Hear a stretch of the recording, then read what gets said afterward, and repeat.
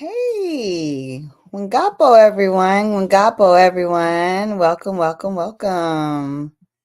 Good to see everyone. Let me let everybody get in the room. I'm just excited to be back here and, you know, just, keep on doing what we do. We keep on growing. We keep on knowing. We keep on fighting and we keep on making things right. And, the ancestors just take us by the hand and keep leading us the right direction. So it's all good. Um, yeah, so was gonna go live this morning, but had to go file some things in the court physically, so didn't get to do that. So instead, decided to go on and do it tonight. And I do it a little bit different, maybe because different things are happening. Like it's always something happening. There's always something happening, right? So I hope everyone's doing beautiful. Had a lot of flash floodings and things going on all around, especially along the East Coast and also in Texas and other places. But yeah, so it's a cleansing going on, y'all. It's a cleansing. Let's just see it for what it is, accept that we're going to see some strange occurrences and that it's time for some serious change and such growth and everything. So the topic for today is courthouse corruption pays. And the things that I am encountering with all these different courts that I'm in all at the same time is quite eye-opening, okay? Like I said, thank you to the Eastern Shore for being greedy and evil.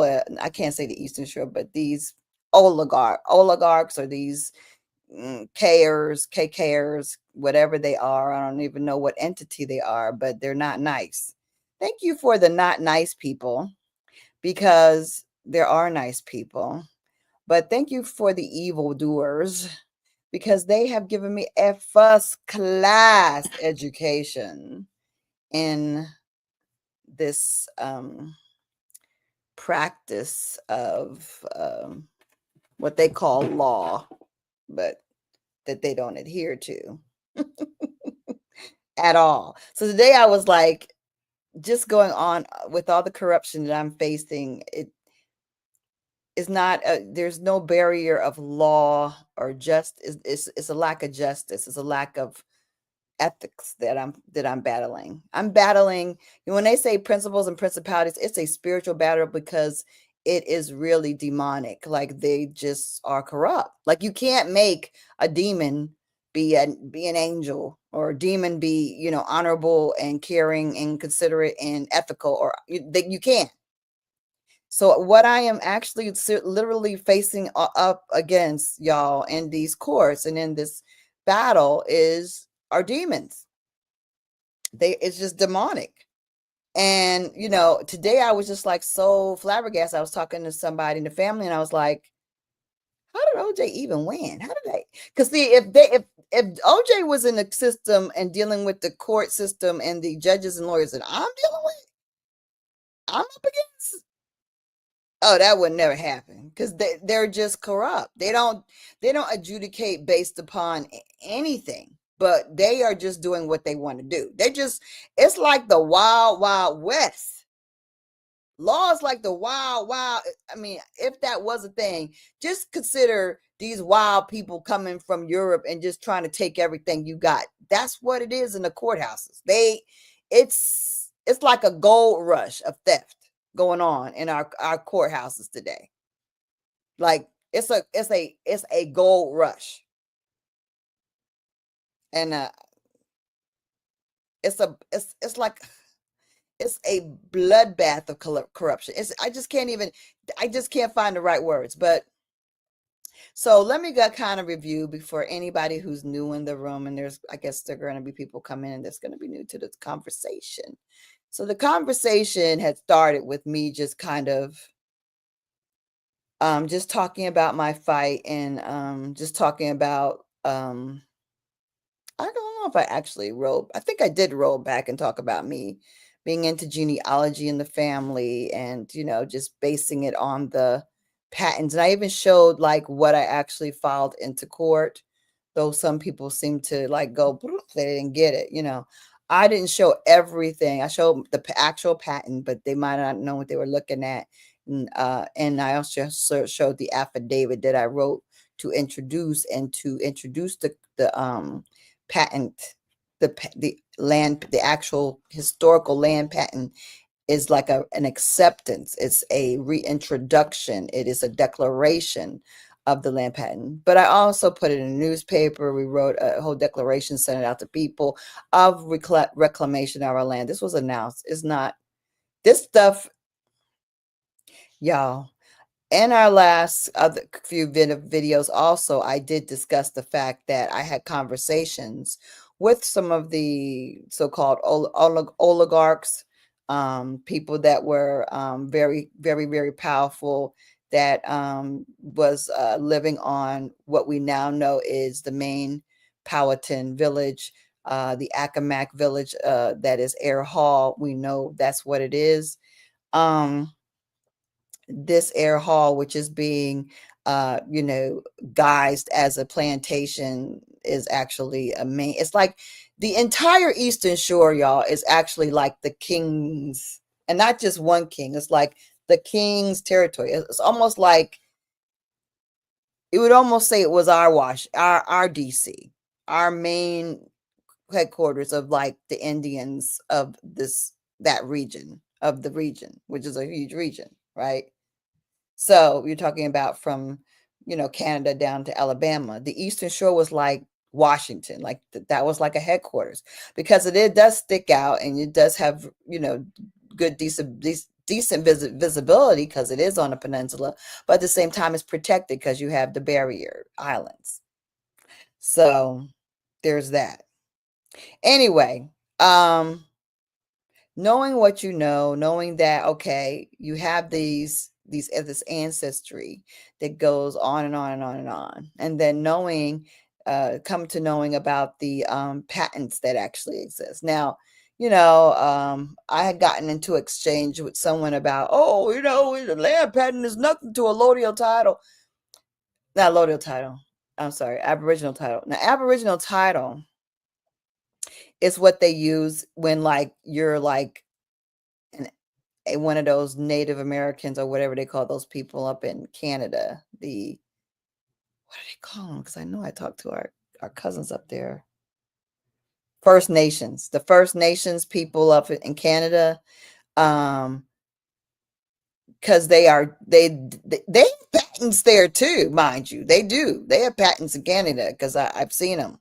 But they also, it's like people that occupy a territory, and then they've got the historical evidence, the graves, the artifacts. It's like an anthropological thing. It's like for people in Aboriginal Australia, they they may not have anything recorded, because by the time they went to Australia and started hacking through their land, they knew exactly how to demolish, disappear, remove everything, take whatever they could get, and there was a grab fest. So they had the science of taking over indigenous land down by the time they got to Australia.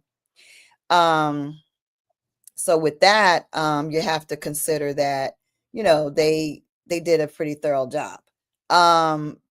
But Aboriginal title is used for those places where you don't have the cutthroat corruption that the United States has. Because the United States corporation don't want to give up nothing. That's why they came here and did what they did, and that's why they continue to attack us the way they attack us, because they don't want to give up nothing. They just take. They're just predatory. They're predators. So the thing about it is, when people do not have the absence of a patent, that's really what you're going to do. And if you claim a patent and claim your Aboriginal title, which just means we've always been here title, la la la, from the beginning, la la la. Yeah, that's cool too, but they don't really, that doesn't really vibe in the courts of the divided states, right? That's not really a thing for here. But the patent does have, tried and true cases, even though us that, us colored Indians or brown Indians or whatever you want to, indigenous people, Negro Indians, whatever you want to call it, we have not actually stood up together and asserted ourselves and organized ourselves in a way that would test that, because most of the people who have tested, I already went over this a couple of days ago too, is that when people ask for recognition, they're becoming subjects of the United States corporation, and they're wards of that corporation. They're controlled by that corporation. They're submitting to that corporation's domination. They are submitting to the domination of the United States corporation, and I think they're under the misguided belief that that's the only way we can get something. That's the only way they're gonna give it to us. No, they don't. And you don't have to fight. It's not like you have to physically battle them. This is a spiritual thing. You have to stand firm. You have to show your spiritual and mental fortitude against them, because they cannot keep this stolen land. They cannot. But if you give up, like I was supposed to give up 51 indictments and she's a nurse and blah, blah, blah, I was supposed to give up, right? I was supposed to give up when it was dismissed, like my last live showed. Negro is dismissed. That's supposed to be the end of it. But this is the thing that they don't want you to realize, and a lot of things they don't want you to realize. Okay, so let me take my dear friend here down. Where's my high? Okay. What they don't want you to realize is the land patent is forever. And you don't need to quit claim around it.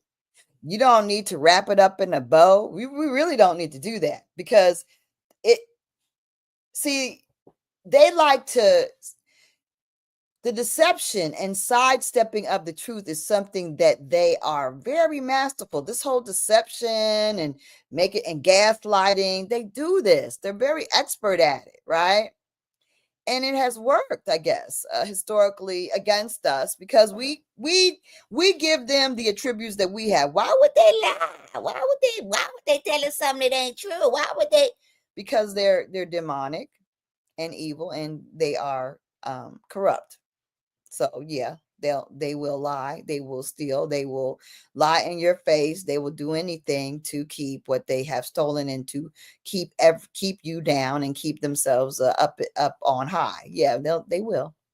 Yeah.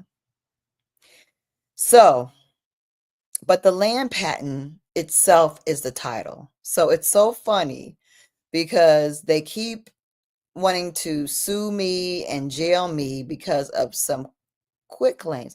Quit claims ain't nothing but a notice. It's like passing you a note. Here you go. I like to check yes or no. I like you. It's just a message.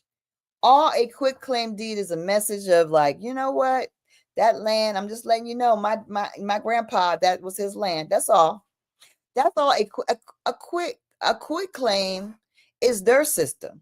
We don't even need to even file into their system. And then we're under the misguided idea that a land patent is their system. That ain't their system. They don't have land patents in Europe. They do not exist in England. We made the land patent system. And when they say crown, they act like, oh, the crown of England. Well, our crown granted it to us. And we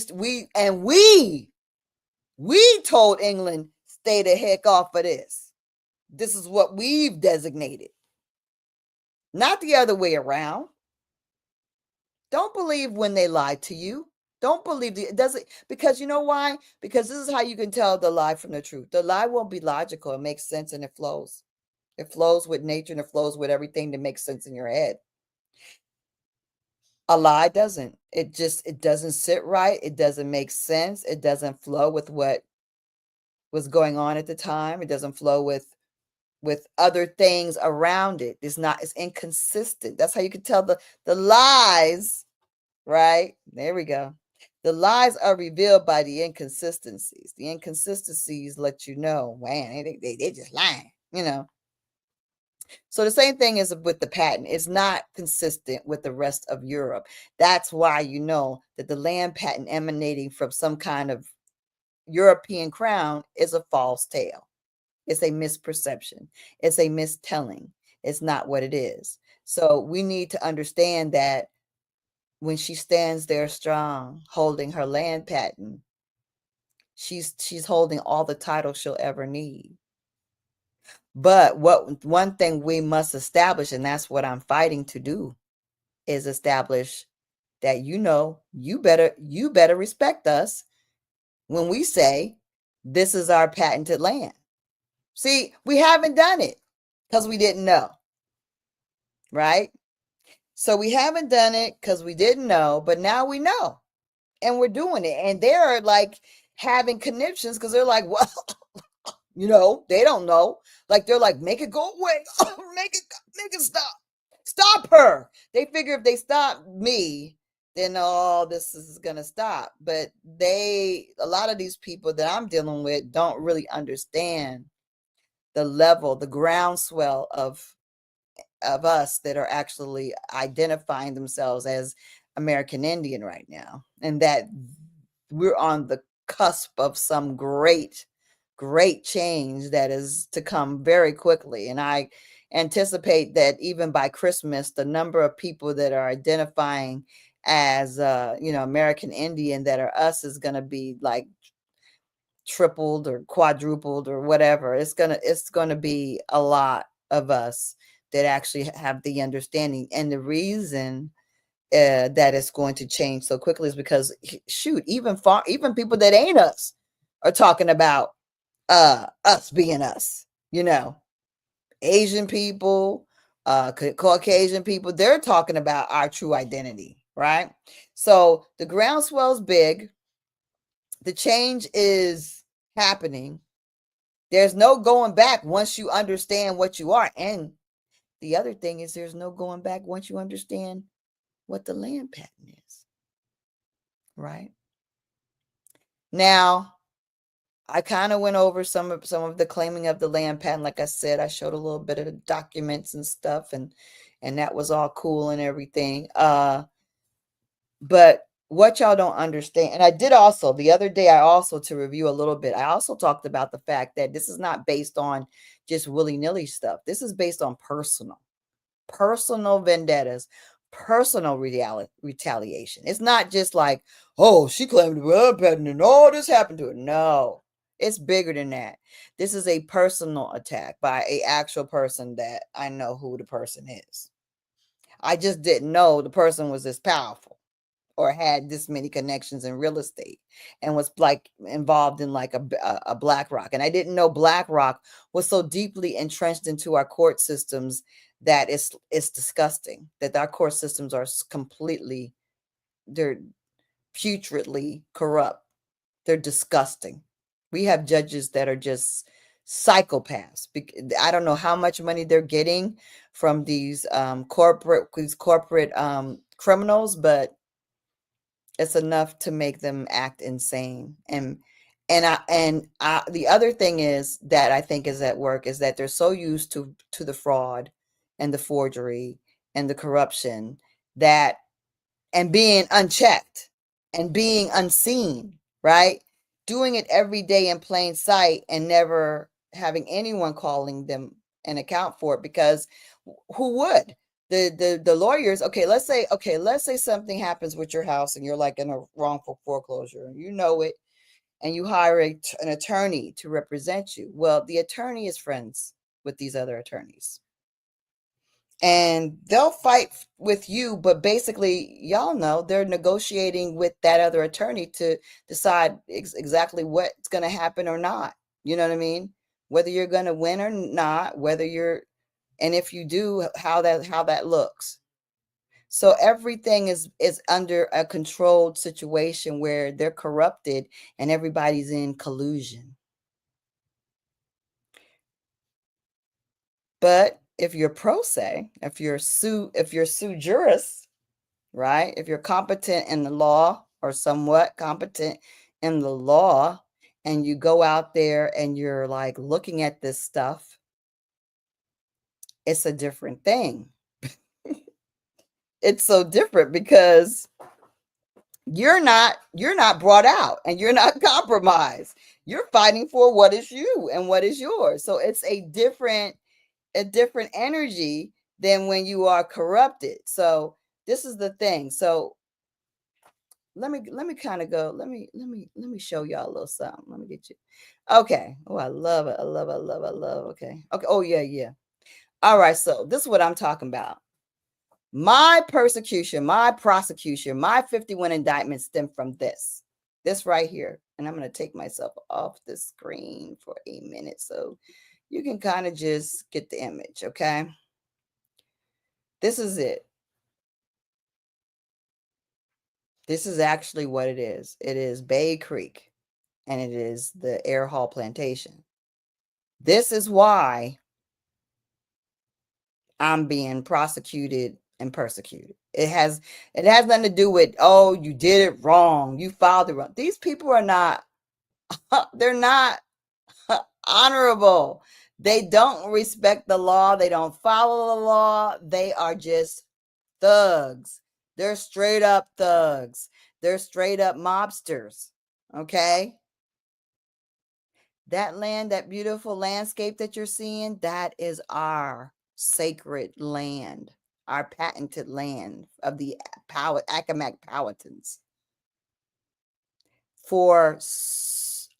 They didn't even build anything on that up until, I don't think they started even trying to build on it until like the 2000s, because they knew it was all patented up.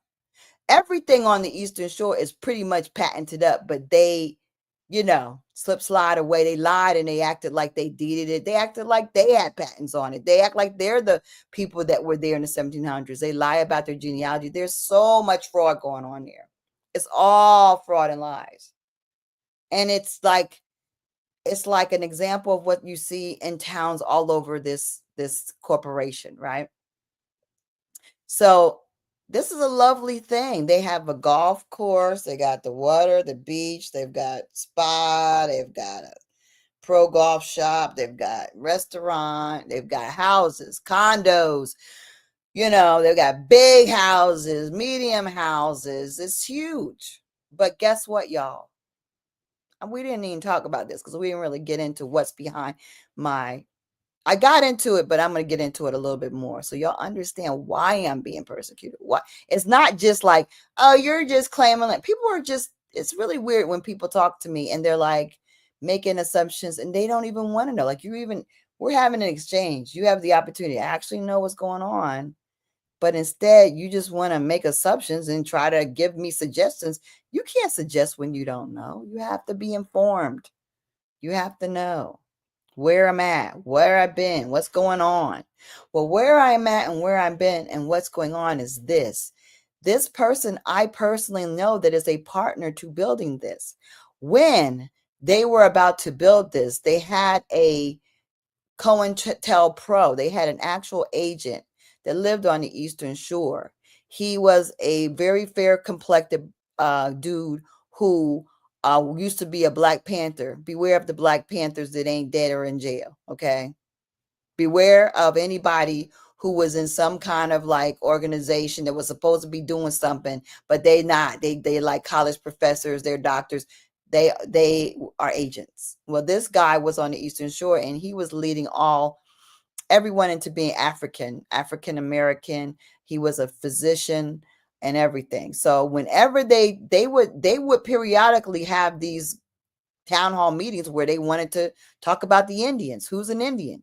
But I thought that they actually cared about the history and our culture. I thought that they really were, interested in preserving. Honey, no. They wanted to know who still knew anything about their background and might be problematic. That's what they wanted to do, and who they had to work on to teach them that they're not, so they're not problematic. And problematic is what I mean by problematic is that who's going to get in the way of them taking the land and developing it the way they want to, right? And I'm gonna tell you, when I first started doing this whole thing, I was naive. Like I said, the person that if they had done just any little daggone thing, gave us access or let us do this or that to the park, have the park, get a grant, honey, I probably would have been sold down the river stupid, okay? Because I was naive to what was owed to us. I didn't know that. Well, it's your land, right? Historically. Yeah, they took it as a whole country. But to actually have your ancestors secure the bag for y'all, right? To have them have treaties or patents or whatever to secure the bag for you hundreds of years down the road, it's like it makes you want to cry that they cared about us that much, that they were so brilliant. They were brilliant. And to not respect, not just respect it, but to not be humbled by it and to honor that's an atrocity, y'all. Like, for me, like I got to feel like, some kind of way about, what they've done, right? For us. See, there you go. There's another view. So this is what the problem is.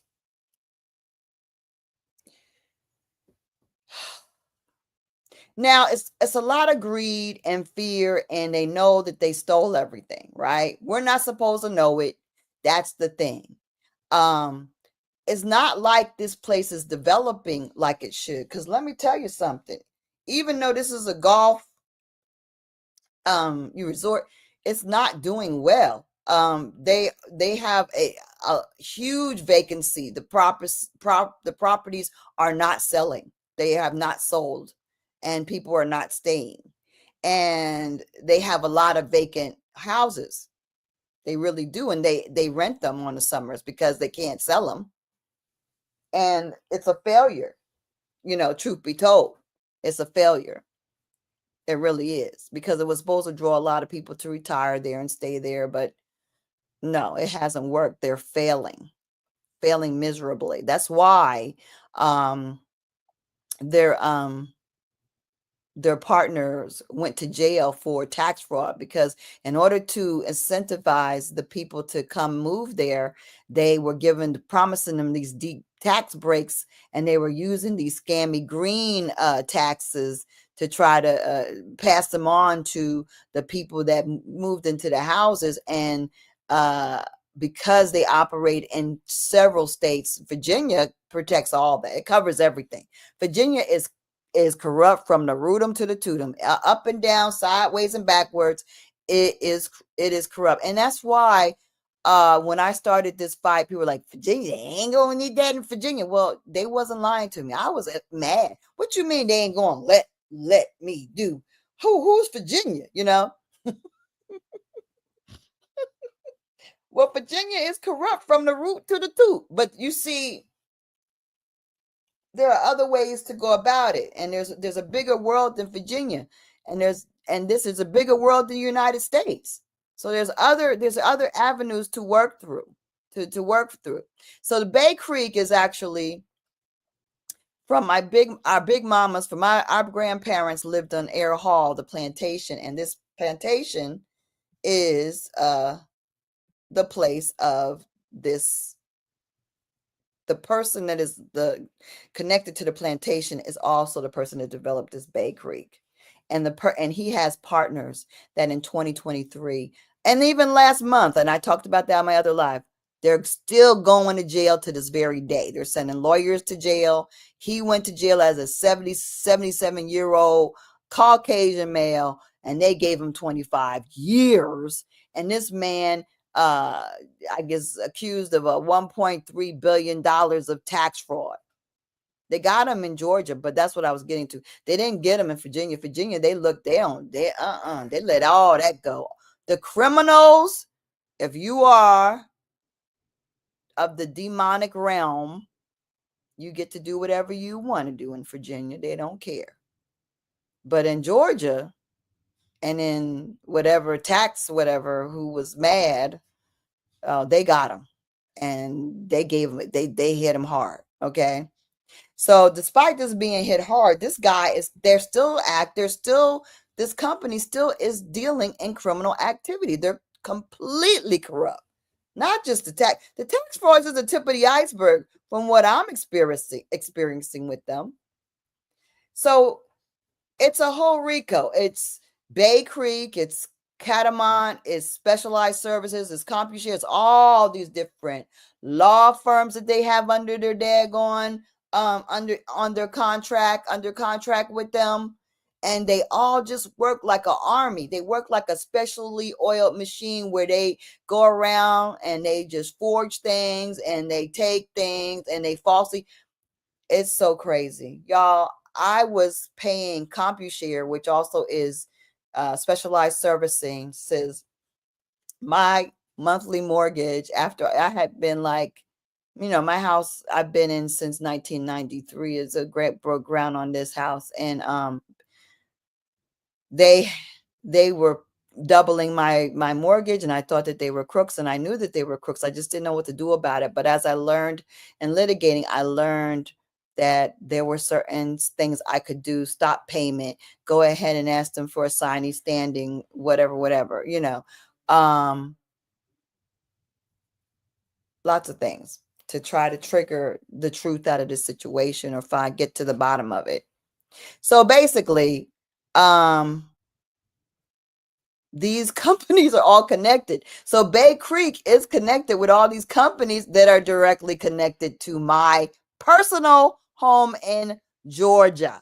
But Bay Creek has a headquarters in Georgia, so it's not so far-fetched. And like I told you, Bay Creek got prosecuted in Georgia. So these companies that I have here are all very well known in several states: Arizona, Denver, Virginia, California has lots of lawsuits with these names involved. Arizona as well. Okay, because in Specialized Loan Servicing, they keep changing their name. New Res, it's now it's called Shell Point. They used to be called, coincidentally, Bay View. Now, people that know Bay Creek, Bay View, yeah, that's reminiscent of the Eastern Shore, right? So that's what that is. Yeah. Thank you everybody in the chat. Appreciate y'all. So anyway, so that's the thing. So these companies, now see this? All right, so this is Bay Creek. So we're on average, that's the way most of the houses look, right? That's how they look, right? And the majority of them are vacant, y'all. Like they're vacation property, or they're trying to sell it. And it's not working, right? So it's a dying dog from the start, because they use deception, lies, and they're on a very sacred land of ours that they have stolen.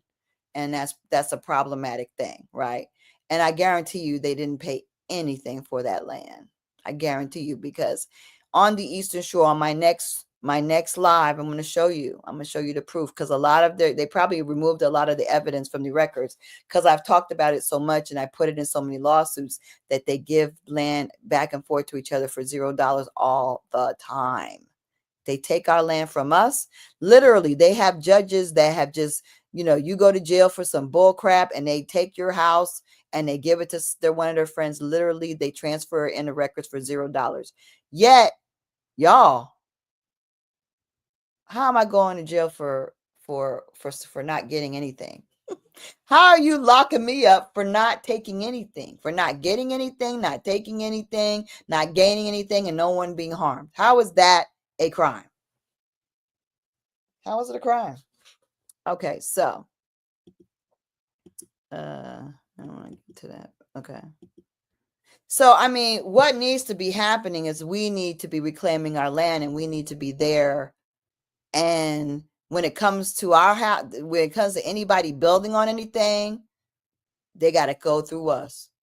When it comes to who gets what territory, that's us doing it, right? That's us. We have to reverse this whole current. That's what we have to do. And my thought today was we need an army of sujurus people. We need to create our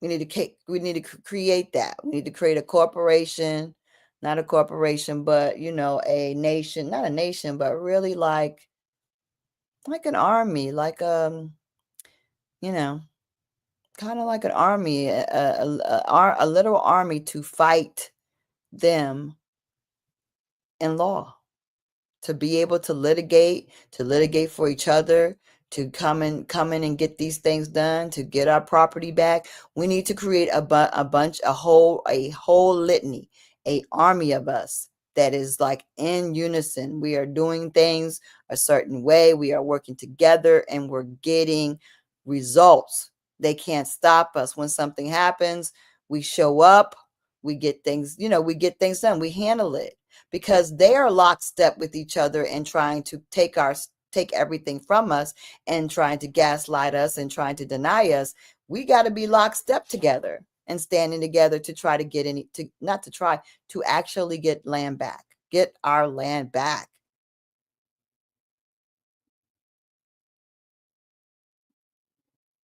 Well, Bass said you always ask things that are very controversial. You're gonna have to ask me some of them things off a line. But yeah, we would have to have an offline conversation. You always got the real controversial stuff you want to ask.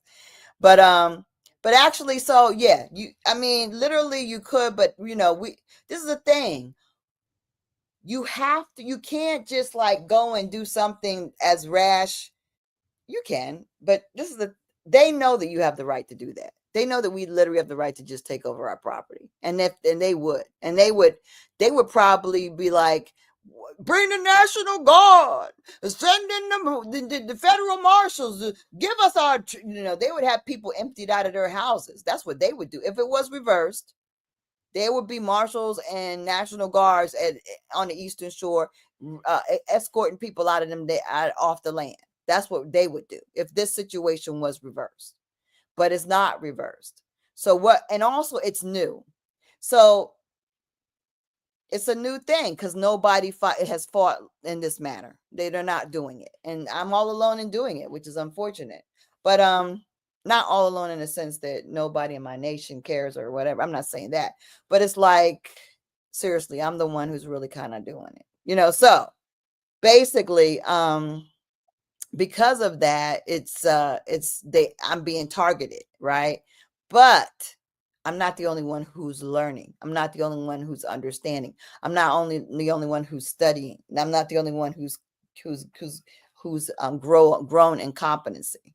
So there's that. So what they think is I'm the only one who thinks this way. I'm the only one willing to do this. I'm the one, but that's not true, because I have some real people coming up that are actually they about it. And so, yeah, you may have just seen me and you think that just ending me will end everything, but that's not what it's creating in the Accawmacke. What has happened to me has not made them like, oh, Buddha, Buddha, Buddha, Buddha. No, it hasn't. It's made them very angry about this. It's making them very impatient. It's making them very they don't want to, they just have no tolerance for this level, this kind of behavior that they're seeing, this kind of corruption that they're seeing I'm having to deal with. So no, it's not having the effect that they think, because they're using me like it's a hanging. They're trying to like noose me into silence and into oppression and into fear and to retreat. It's not gonna work. Like, it hasn't worked all this time. It's not gonna work. So I mean, it's like, and then in the course of trying to suppress me, their corruption is so crazy. So now I want to explain to you how this all comes together. So, like I said, the person that is the behind the Bay Creek and the Air Hall plantation is the same person. I'm sorry, is the same person that is involved in involved in taking in the corruption that I'm experiencing in Georgia as well. So it's like it's all connected. All right. So let me go. Let's say at this stage. So Jack A. Thornton, he's the prosecutor. He's the county, the Commonwealth attorney who's brought the charges, but he's not the one who's behind the charges. Like I said, the person that's behind the charges is Air Hall, Severin Air. Would I have his picture on this one, or is it on this one? I don't know where Severin Air is at, but I showed him last time. I don't know if he's in this slide set or another one. Must be another one. All right, so Severin Air, he is actually behind all of this retaliation, and all this is retaliation. It's retaliation because I hit Bay Creek and I hit Air Hall. See, if I had gotten just stuck to those rinky-dink little houses they're cute. They're on the waterfront, but it probably wouldn't have been an issue. Like, we probably would be moving into houses if I just stuck with that. But looking at the patents, I wanted to claim the other patent because I wanted them to know that we have more than one patent and we know it, and we need to, show and prove that patented land, we know that's ours too, right? However, I stuck out as a trustee for the Accawmacke and not as a person. I stuck myself out there, and we wanted to show that also the fact of that dismissal. You dismissing an ejection action, which was the action was PNC move off our property, Northampton get out of our park. That's what an injection is. It's like we've claimed the land, now move off. That's what an injection action does. Well, the judge dismissed it, but she dismissed it based upon state law, not federal law. And she was a federal judge. She is a federal judge. So she actually corrupted herself. She actually corrupted the law, the Constitution. She was a lot of violations, and her trying to evade the truth. So judges have a lot of latitude to evade. If they're corrupt, they can be really, really corrupt. The law allows for them to be really, really corrupt. So she evaded it. She said, she used the Virginia law instead of daggone federal law. So the people, that's why I did the thing. It's dismissed, nigger. That's why, because that's how they feel. They're like, they thought if they could get one of their girlies to go ahead and say, oh, it's dismissed, then the little nigger, the nigger lady's gonna go away and go hide somewhere, right? I'll be over. But when I had the audacity to come back a few months later and then not just quit claim 2, but quit claim 29 properties. Now, the weird thing about that is that the person that got upset about it, who would get upset about it? Who would get upset? Well, who would know? Only the court clerk. So the court clerk corrupts her position by actually, disclosing what's going on. And then they sent out notices using this chick, Consuela. Consuela took over as she was the like a technician for real estate in the county. Real estate technician. Now she's got the top position as commissioner of revenue. Only been working for the government for like 2 years, and they gave her the sisters there's position. She's sending out letters telling us it can't be transferred. Sorry, your quitclaim can't be transferred. Yet they kept the money. See, I don't understand. This is the thing I'm running into all the time. They take my money, and yet they don't give you what the government is supposed to do for that money. So I'm being robbed by the government in Virginia. I'm being robbed by the government in the county of Dagon, DeKalb County in Georgia. They're doing common things. They acting in common ways. Even in the court writings, they're talking in common ways. These people are all together. It's a RICO.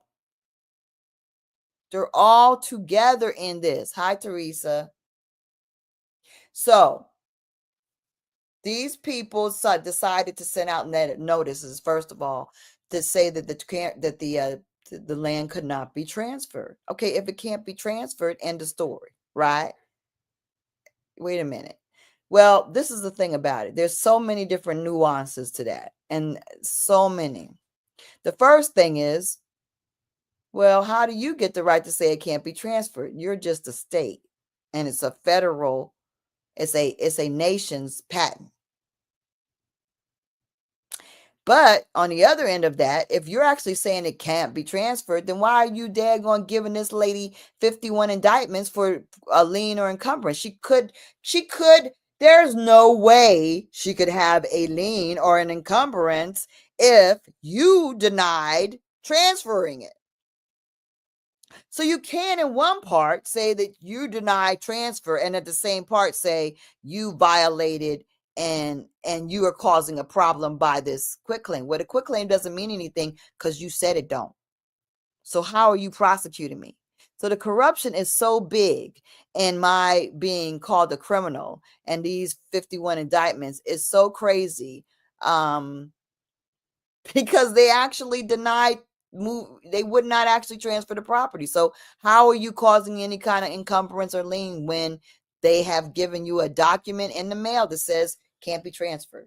Why are you calling me a criminal then? You're the one that said it can't be transferred. How can you call me a criminal at the same time? So all this is about terrorism. It's not about the law. It's not, has nothing to do with the law. And the fact that you have, people that look similar to you on the internet talking crap about it or making negative statements about it is a very disgusting thing, because if you understand what you understand, ain't nobody gonna be no nurse, do all this kind of stuff and ain't got nothing to show for it. Are you kidding me? No, I got nothing to show for it. Well, how is that a crime? You ain't get nothing. Who got harmed? Nobody. Why do I have a daggone, a bond at all? I've never committed a crime. I'm not a risk for anything. There should never been a bond place. This is all abuse. It's all abuse under the color of law. They are corrupted. They are wicked. They are evil. They are demons. And they are disgusting. All of them. Because this is the thing. That's why they're all in a RICO. Because at any point, some of these people, anyone could have said, even the good people that are in the county, could have said, no, this ain't right, y'all. Or could have said, I'm going to have to report this to somebody. Right? But everybody's corrupt. Because when you are complacent, when you don't say anything, then you are part of that RICO. So the brother that works for the county that don't say nothing or don't send a note to nobody or send nothing or, don't oppose it in any kind of way, shape, or form, co-signs with this, you too are part of the RICO. Because with you going along with it, that's why these things can continue to happen. Somebody got to say something to somebody. Send a smoke signal, do something.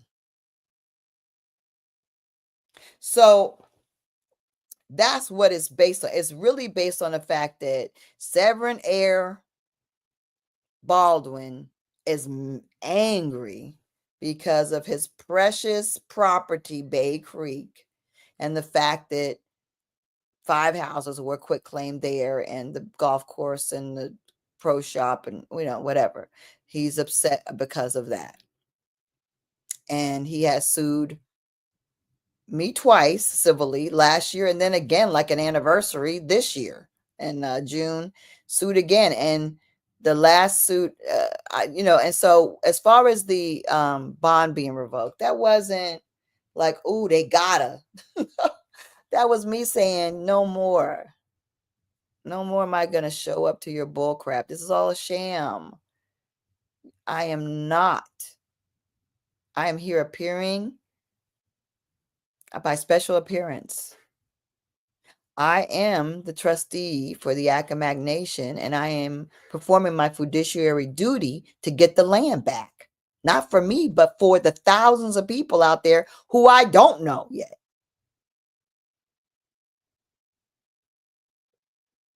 And you are interfering with a nation, and you are just a mere state. You don't have the authority, state of Virginia.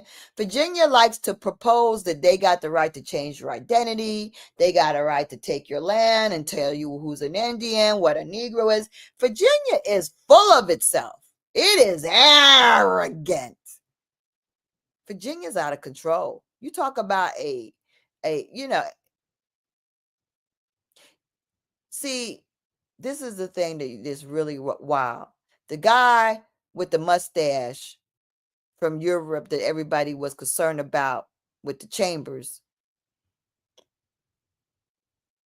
he learned from Virginia and what Virginia did to us. He learned from that. He read about that.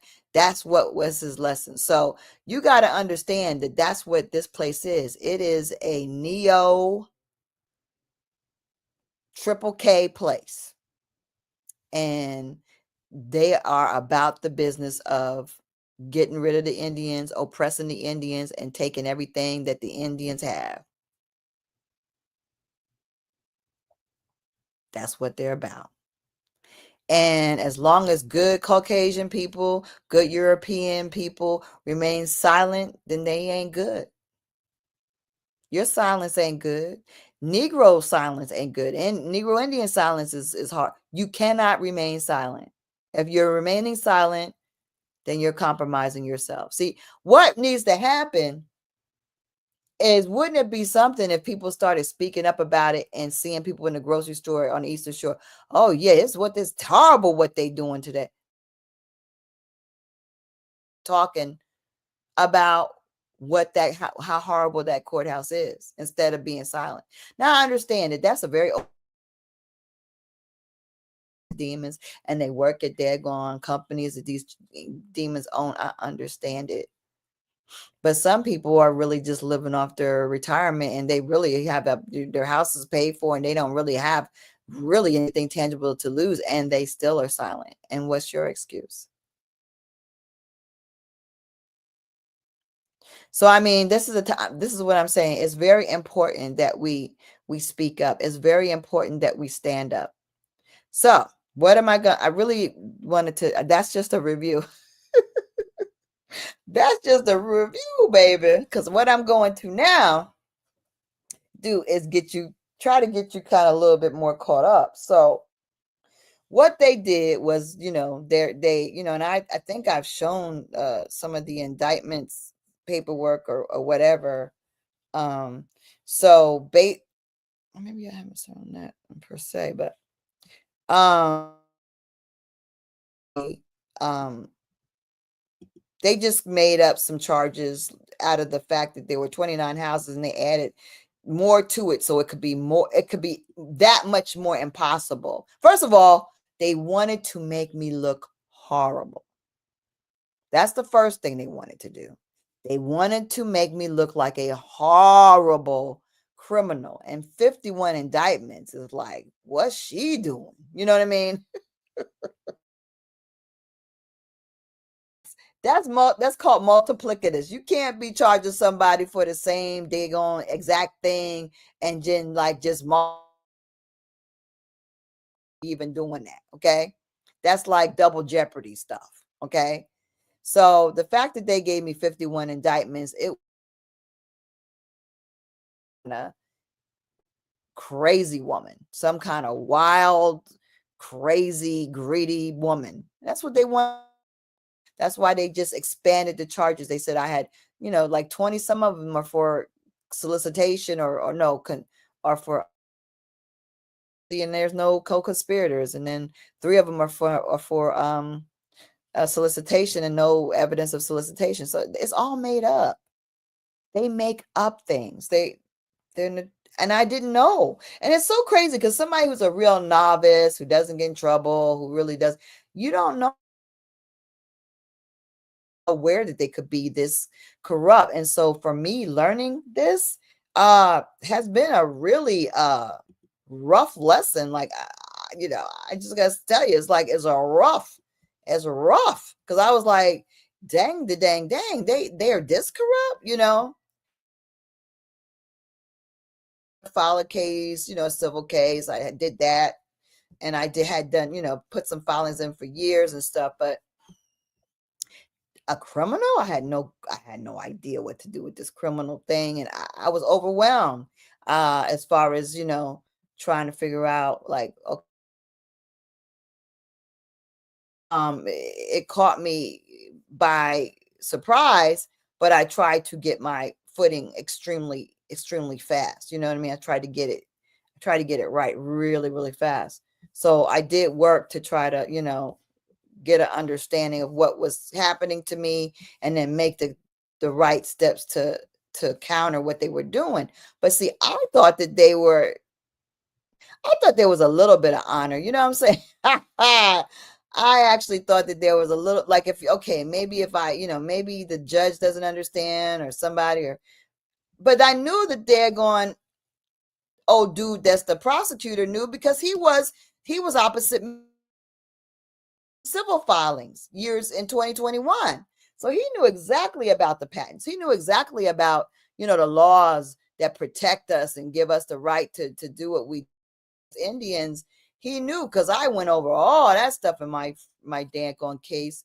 So it's like, no, that he wasn't unaware. It was just like, why was this happening? It was happening because they were angry, because despite the fact, here, it's gonna be cool, y'all gonna like this. Okay, all right, so let me show you. I'm gonna show you the actual form, because people like real stuff. They like it. They like seeing the real stuff. So I'm gonna share it with you. All right, so I'm gonna show the window. Okay, share. All right, so this is it. That's the letter that Gonzalez sent to me, and said, unfortunately, we were unable to transfer this property. This recorded quick claim the grantor to the current owner of parcel. See, so we didn't even involve the people that are currently, because we claimed everything, but we used the actual patent. The actual patents were claimed. And this is the thing. Clerks aren't supposed to be analyzing, associating who the grantor is, because if that's what's the case, I wouldn't have all this fraud on my property in Georgia that I didn't know about. If they were required to analyze this kind of stuff, that is outside of your. And she's not even a clerk. She's a real estate technician, real estate appraisal technician. She was really outside of her scope. And I filed a writ of mandamus in the Supreme Court of Virginia about that, about her and her corruption with trying to, honey, please. Virginia's so corrupt. They just let that thing, they put that in a basket. They put that in a daggone circular basket, and it's been sitting there since daggone February. Virginia is corrupt. But all these states, I don't know if all of them, like I said, I know people have been getting land back without the drama in some states, Georgia, Louisiana, I know that there are some states that are getting not meeting with all this demonic energy. So not all states are going to be this bad. This is a bear. Okay. So let's go back. So that's what they gave me. So they actually said that, like, the quit claim deed is worthless. So if the quit claim deed is worthless, how am I a criminal? So you see how they're just they're not, there's no law here. I'm not dealing with law. I'm not there is no legal thing that I can do that is going to be like, whoa, you did the right thing and now you're free of this. No, because I'm dealing with demonic behavior and they are operating outside of the law. They are not adhering to the law. They are not honorable. They are corrupt. What are you going to do when they're being corrupt? How do you combat that? You know? They said it can't be, it's invalid pretty much. So if they're invalid, then why is that the only thing they have on my charges are the quitclaim deeds? That's all it is, a bunch of quitclaim deeds. So if the quitclaim deeds are valid, why are they the only thing you're basing my 51 indictments on?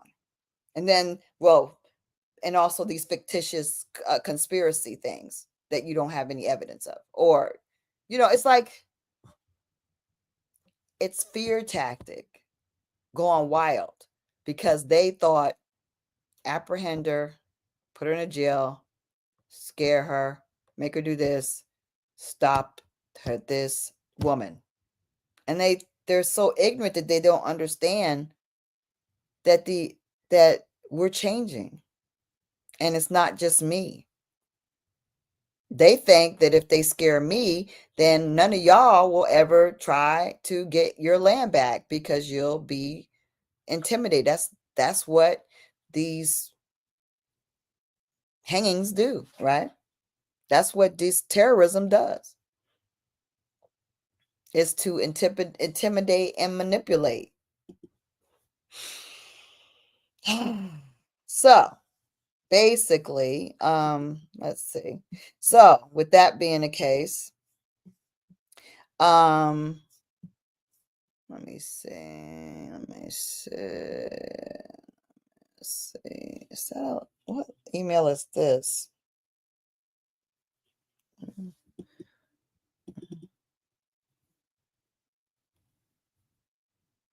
Oh, I'm not going to show that because that's kind of okay. So basically, as we kind of move down the road, you got to understand that they just sought to scare me and terrorize me, but they also wanted to hurt me.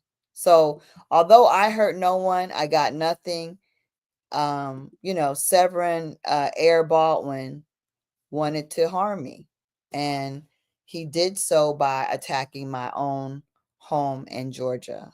And what I didn't know is when I told you guys that this is all connected. Yeah, it's all connected. So my loan servicer in Georgia was like the specialized loan servicing. But like I said, I knew they were corrupt, but I didn't know what to do about it. So what I did was it was just bad timing. First of all, I didn't know, I had no idea that the people I've been paying my payments to since 2017 were in cahoots with the same people on the Eastern Shore. I didn't know.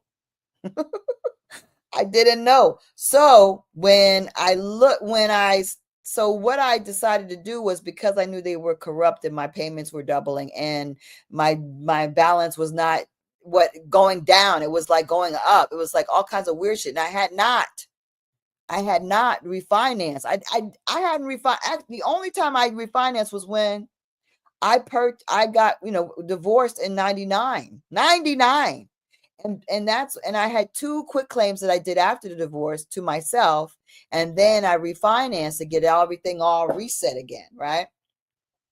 So but to this day, the only company that's on the record for my home is GE Capital Mortgage, and GE Capital doesn't exist. They went out of business like in 2008 or 2013. They were done. Right. And what I didn't know is that really from that point on, I was the only owner, right? Because I conveyed title to G Capital, and then G Capital was no more. And before G Capital went out of business, they didn't convey any title or any loan to anyone. But people stepped in, companies stepped in and started taking my money like they had the authority, like they had actually recorded something or gotten something so that they could take my money. And then another company went out of business that was doing that. And then another company took it over. And then another company took it over, right? None of these companies had authority. Everyone after G Capital never had the right to take my payments. I was giving payments to crooks who were just taking my money. They didn't have no title to give me. I had the title all the whole time. Yo, they didn't have no title to give me. I had the title for my house, nobody else. So they forged paperwork. So the last company, the first two companies didn't put nothing in the record as far as my house. The third company, the Slicksters, SLS, they actually put something in the county records, but it was a fake deed. They forged it completely. They made up a president. They said the president, VP of their company, got it from me. And they said, and it said that the VP of the company was also a lawyer for not Bank of America, for Wells Fargo. I'm like, how are you gonna be the vice president of one company and a lawyer for another company? How who does that? Like you're working at McDonald's and Chick-fil-A. That you don't do that. I'm like, that don't make no daggone sense. And there's also it's a conflict of interest for you to be doing stuff like that as a bank and a daggone loan servicer. That's like almost like quid pro quo. You can't be servicing loans and then working with banks. You can't do both. So it was absurd. But that's how reckless they are. They just write anything. They could write Daffy Duck on the deed and nobody looks at it. And I hadn't looked in the county records to see what was in there on my records for my house until I got in this situation where they were foreclosing on my house because I had stopped paying. And I was like, prove that you have the authority. So I stopped paying before I did the thing as far as we did the we claimed land. And a bunch of us went to court together to file the and to get the quitclaim deeds. It was very dramatic, and I think that also wasn't, that was a factor in making them concerned. But they also should think, well, if I was there several times with several people in the courthouse, I'm not the only one who feels this way. So why do you think just attacking me is going to get you anywhere? It's not going to change it, because people are going to get hyped. Once people start actually knowing our rights and knowing how to move correctly, things are changing. They are changing immensely. We could see it every day. So basically when when I did all these things in the same few months, that's why it was just like an avalanche. Because really, when I stopped paying, they sent me a notice, a couple letters that said that they were not going to foreclose. When I stopped paying, I told them, look, I've patented my land, which I did. I patented it in the courthouse, which I didn't think was going to really be protective. Not like not like a trust. It's not as protective, I don't feel. But basically, I did do that, and they were like, well, show us your Indian, show us proof. And I was like, that's weird. For somebody who has the right, who has a title to your house, and you're asking me, show me how I'm Indian? That was real fraudy. Like, that shows that they're not even showing me that they have the assigned right to take my money. They're asking me about my Indian stuff, which is like, that's weird. Because if you owe me money, I'm gonna be like, just give me my daggone. Here's the proof. Give me my money. That's how I would be. I wouldn't be like, hey, throw me out, you're Indian. It was weird. And it showed me that they were fraudy. They didn't have anything to show me for title except that GE Capital mortgage that was from 99. Shoot, I don't even think SLS, it didn't even exist in 1999. So the fact that they're using a deed that didn't that pre-existed the existence of their company, come on now. And I'm the one who conveyed into that deed. Come on now. So at the same time that we had done this, claimed this land that's on our patented land in Virginia, I simultaneously stopped paying my mortgage consciously, just like I stopped involving myself with these 51 indictments. I acknowledgeably, consciously refused to pay these criminals. What I didn't realize was there were seriously high-level criminals. So the deed that they put in the county to say that they could take money from me was completely forged. Then when they got mad at me because Severin was mad about Bay Creek. So you see the picture of Bay Creek. Bay Creek is from the Eastern Shore, but it's also headquartered in Virginia, Cape Charles, Virginia. I mean, it's headquartered in Alpharetta, Georgia. He called on his people with specialized servicing and was like, take her house now. So they went in the first of the year in 24, they actually made a deed to my house, but they made it in Pennsylvania, completely forged the deed. It had my name on it. It had federal home loan. So everybody believes in federal home loan. It sounds official. It's Freddie Mac, for God's sake. So shoot, I must owe them money. If Freddie Mac is saying that they're on the deed with them, well, guess what, y'all? They actually fraudulently put Freddie Mac on there. They falsified it. How did I figure that out? Well, the way I ended up figuring out was very recently, because I went to the courthouse and the negress there was like, ugh. And I said, there are a bunch of criminals. You can't let this judge keep adjudicating stay on my case. She's a criminal. She's all hooked up with these real estate corporations. I need a new judge. And she was like, no, I'm sorry, but you just got to be patient. I said, she's trying to actively take my house. She's like trying to take my house without adjudicating. She's just trying to dispossess me with them not having just forged a deed. You can't let this happen, right? So I'm sitting there fussing at the court administrator, and she's like, well, it's federal. I said, they're crooks though. And then I was like, well, wait a minute. FHL. I haven't really looked into it. Do they really own my mortgage? Y'all, I called them up. I was asking this lady 6, 7, 8 times. She got annoyed with me. I said, are you sure you have nothing to do with my house? They said, we have nothing to do with your house. We don't have your loan. But in my case, there's an attorney from Alabama, Keith Anderson, who claims to be the attorney for both specialized servicing and Freddie Mac, which I thought was a conflict of interest. But this is a warning to you all that use AI. AI, when I was looking at the conflict of interest, lied and said, oh, they did that just to consolidate or work. The lady was like, no, we would never use, we have our own attorneys. We wouldn't use a lawyer that's in combination with one of our servicers. No. She said, no, that's not even possible. So I was like, oh my gosh. All right. So you can't believe, be very careful. Be very careful of AI. They lie. AI lies on purpose.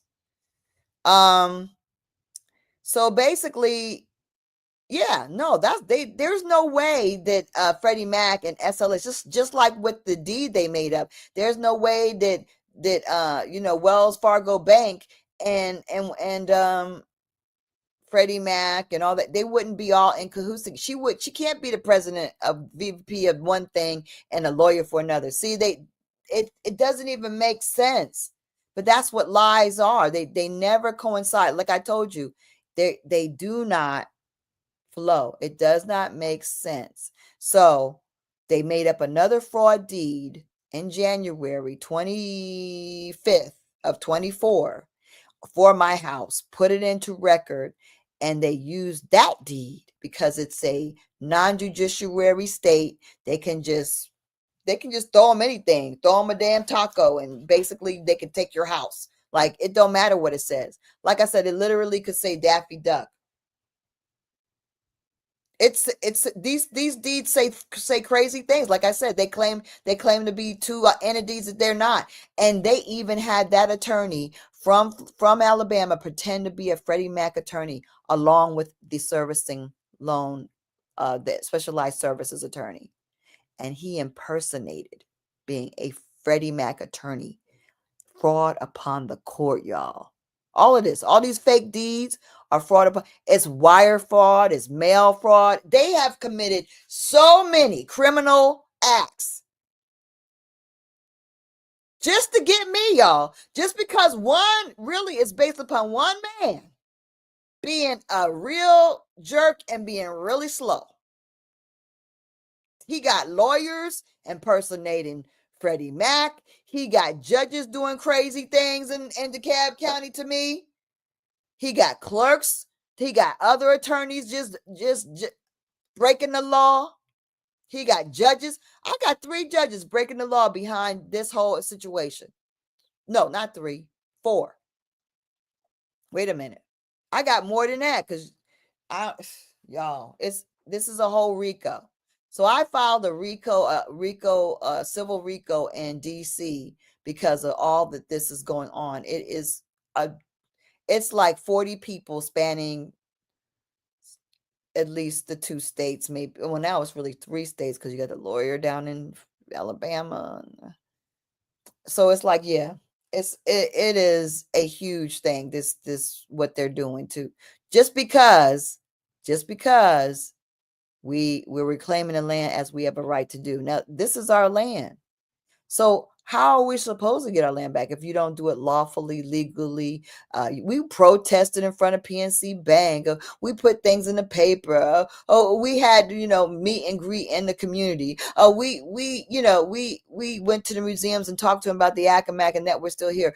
We posted our affidavit of, land back, and we posted our declaration and proclamations of, reclamation, and we did all kinds of stuff.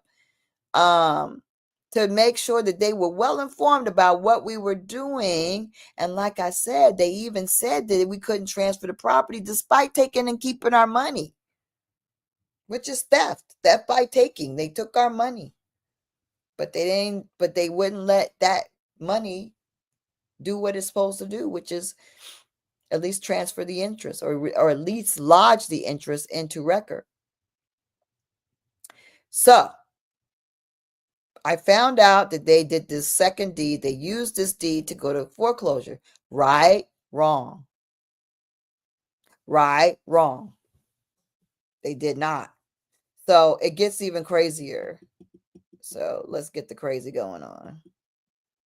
Let me see. Oh, sorry. What I'm doing. Okay. Oh. Anyway, so what ended up happening? No, that's not it. Anyway, so what they ended up doing is they didn't even the house never was sold in a foreclosure sale because they had no, they don't have to pay for houses. Because they don't have to pay for houses, y'all. You got to pay for houses. These corporations, they don't got to pay. All they did was forge another deed. So what they did, it's like even one of the people that was interested in my property trying to call me and harass me when it was up for foreclosure. Mind you, this is the same month I got arrested. Mind you, this is the same month they filed a civil suit about me against me, and I didn't even know it was filed because they just left it on the damn steps in Virginia. So they just falsified another deed in Denver, Colorado, put my name on it, and the deed. Oh, let's show it. Cause honey, to see it. Oh, to see it. Oh, yeah. Okay, okay. You know what? Let's see. All right, let's do some of this. Let's do some of this. Let's do some of this. Okay. Let me see. Is that visible? All right. Let's see.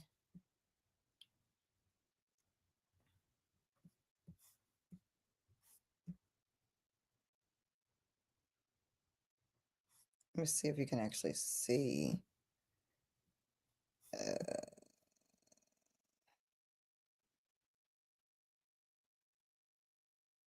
Yeah, where's my name at? Yeah, there it is. Okay, so I'm going to share this with you. Okay, so you can see. I mean, it's one thing to say it, it's another thing to show it, and it's crazy. And you see what they did is. I'm excited that I'm actually going to show this to you because it's nuts, man. It's crazy. So we're going to do that. We're going to share the screen. We're going to go to the window, and we're going to show you the deed, which is, here it is. Okay. All right. So,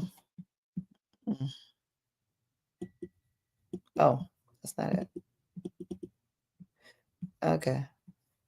Yeah, make it bigger. Okay. So, see my name? So they have my name as by Lisa Cypress, hearing effective borrower, acting in duly appointed attorney. In fact, federal home loan mortgage. How's my appointed attorney that? And so they actually acted like federal home loan was acting as my appointed attorney. In fact, for me, created in Colorado. Are y'all seeing this? Let me get this bigger. Yeah. So that's what they did. They actually acted like Freddie Mac was my attorney. In fact, they wrote that on the deed, and they created this deed in Colorado. See, the foreclosure sale actually occurred on May 7th, but my house wasn't in it. They went a month and a half later, almost more than that, because we're talking about June 6th, June 7th would be a month. So more than a month, almost 2 months later, June 26th, they went and they did this deed under power. They wrote on here the 7th, but they didn't log it into the county until they're lying. How would you do a deed under power in Colorado for a foreclosure sale that happened in DeKalb County? That wouldn't make any sense. So see, it's all forgery. It's a complete forgery. They said, yeah, because which was recorded in DeKalb County book, blah, blah, blah. So this is all a complete forge. It's all a forgery. They talk about there being my attorney, and they use the power of attorney in here, like referring to them having power of attorney over me. And even when they put it into record in the county, they transfer it based upon me, and not let me see if something else is good in here. You see new res and all these different dates. This is June 16th. So they got all these different dates they're putting in here on this thing that was supposed to be executed on wait a minute. Yeah, and back in May, This is a June 16th date or whatever. So what are they doing? They're adding in stuff. And look at this one, power of attorney. See that? That kind of thing. So they're doing, they're doing all this weird stuff, and they're creating, they don't have to pay any money. They just manufacture a deed under power, and then they bring it to court, to magistrate court, and they say, and the magistrate court, there's no adjudication. So nobody looks to see, did they make up this deed or not? No, the magistrate judges just send out the marshals. It's just, when all they do is they decide whether it's going to be 5 days or 30 days. And if you act like you have a issue with your house being dispossessed, then they're going to make it 5 days. So they actually ordered my house to be vacated after 30 years and 5 days. And they were using a deed that they made up in Colorado. And they have been taking money from me illegally since 2018. I have been paying to illegal agencies for 15 years, y'all. But thanks to the fraud and corruption of the Eastern Shore of Virginia, I've learned about all this. So it's like what they're doing to attack me has exposed so much. So much is being exposed because they're trying so hard to attack me. So I'm like, heck no, they ain't getting my stuff. The daggone people at the courthouse, the only window they act like they had any sense was the poor people at the magistrate where they do all the foreclosures and evictions at. They're all corrupt. They stealing. Oh my God, do something. She was like, because see, people that work at the court don't know nothing about the law. Most of them don't know nothing. And I'm of the opinion that a lot of these judges don't know nothing about the law either. A lot of these people, ignorance is prevalent. And I'm not saying that to be funny. I'm saying that for real, because basically, just like a lot of professionals, they do the same thing over and over and over again. And everything else that they may have learned in school or not learned, they don't know it. So they really are ignorant of a lot of things that they just don't deal with, right? They may be dealing with sending brothers to jail. They may be dealing with, protective orders or child support things. They know that, but they don't know nothing about land law. They probably don't even know what they're looking at when they're looking at the deed, whether it looks fake or not. See, that's a lot. That's a big part of this. A big part of it is there is a lot of ignorance. I believe there's a lot of ignorance here in this country, in this world right now. So that is playing into this too. The fact that you got a lot of people in court, when I tell them, look, this is a fraud, and they don't know what they're looking at. And actually that's okay, because a lot of the clerks, they shouldn't be doing what the clerks should not have been busybodying in my quitclaim deeds. They are corrupt. They protect these land thieves, and then they want to apprehend and they want to daggone jail me when I'm trying to be the trustee for our land reclaim, which is legal, lawful, and a long time coming, and it's long overdue.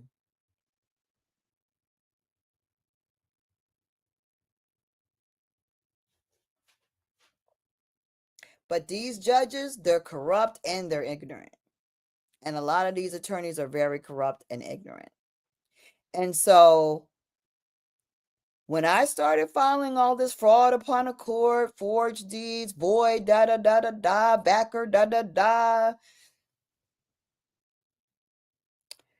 the judge was ignoring my stuff.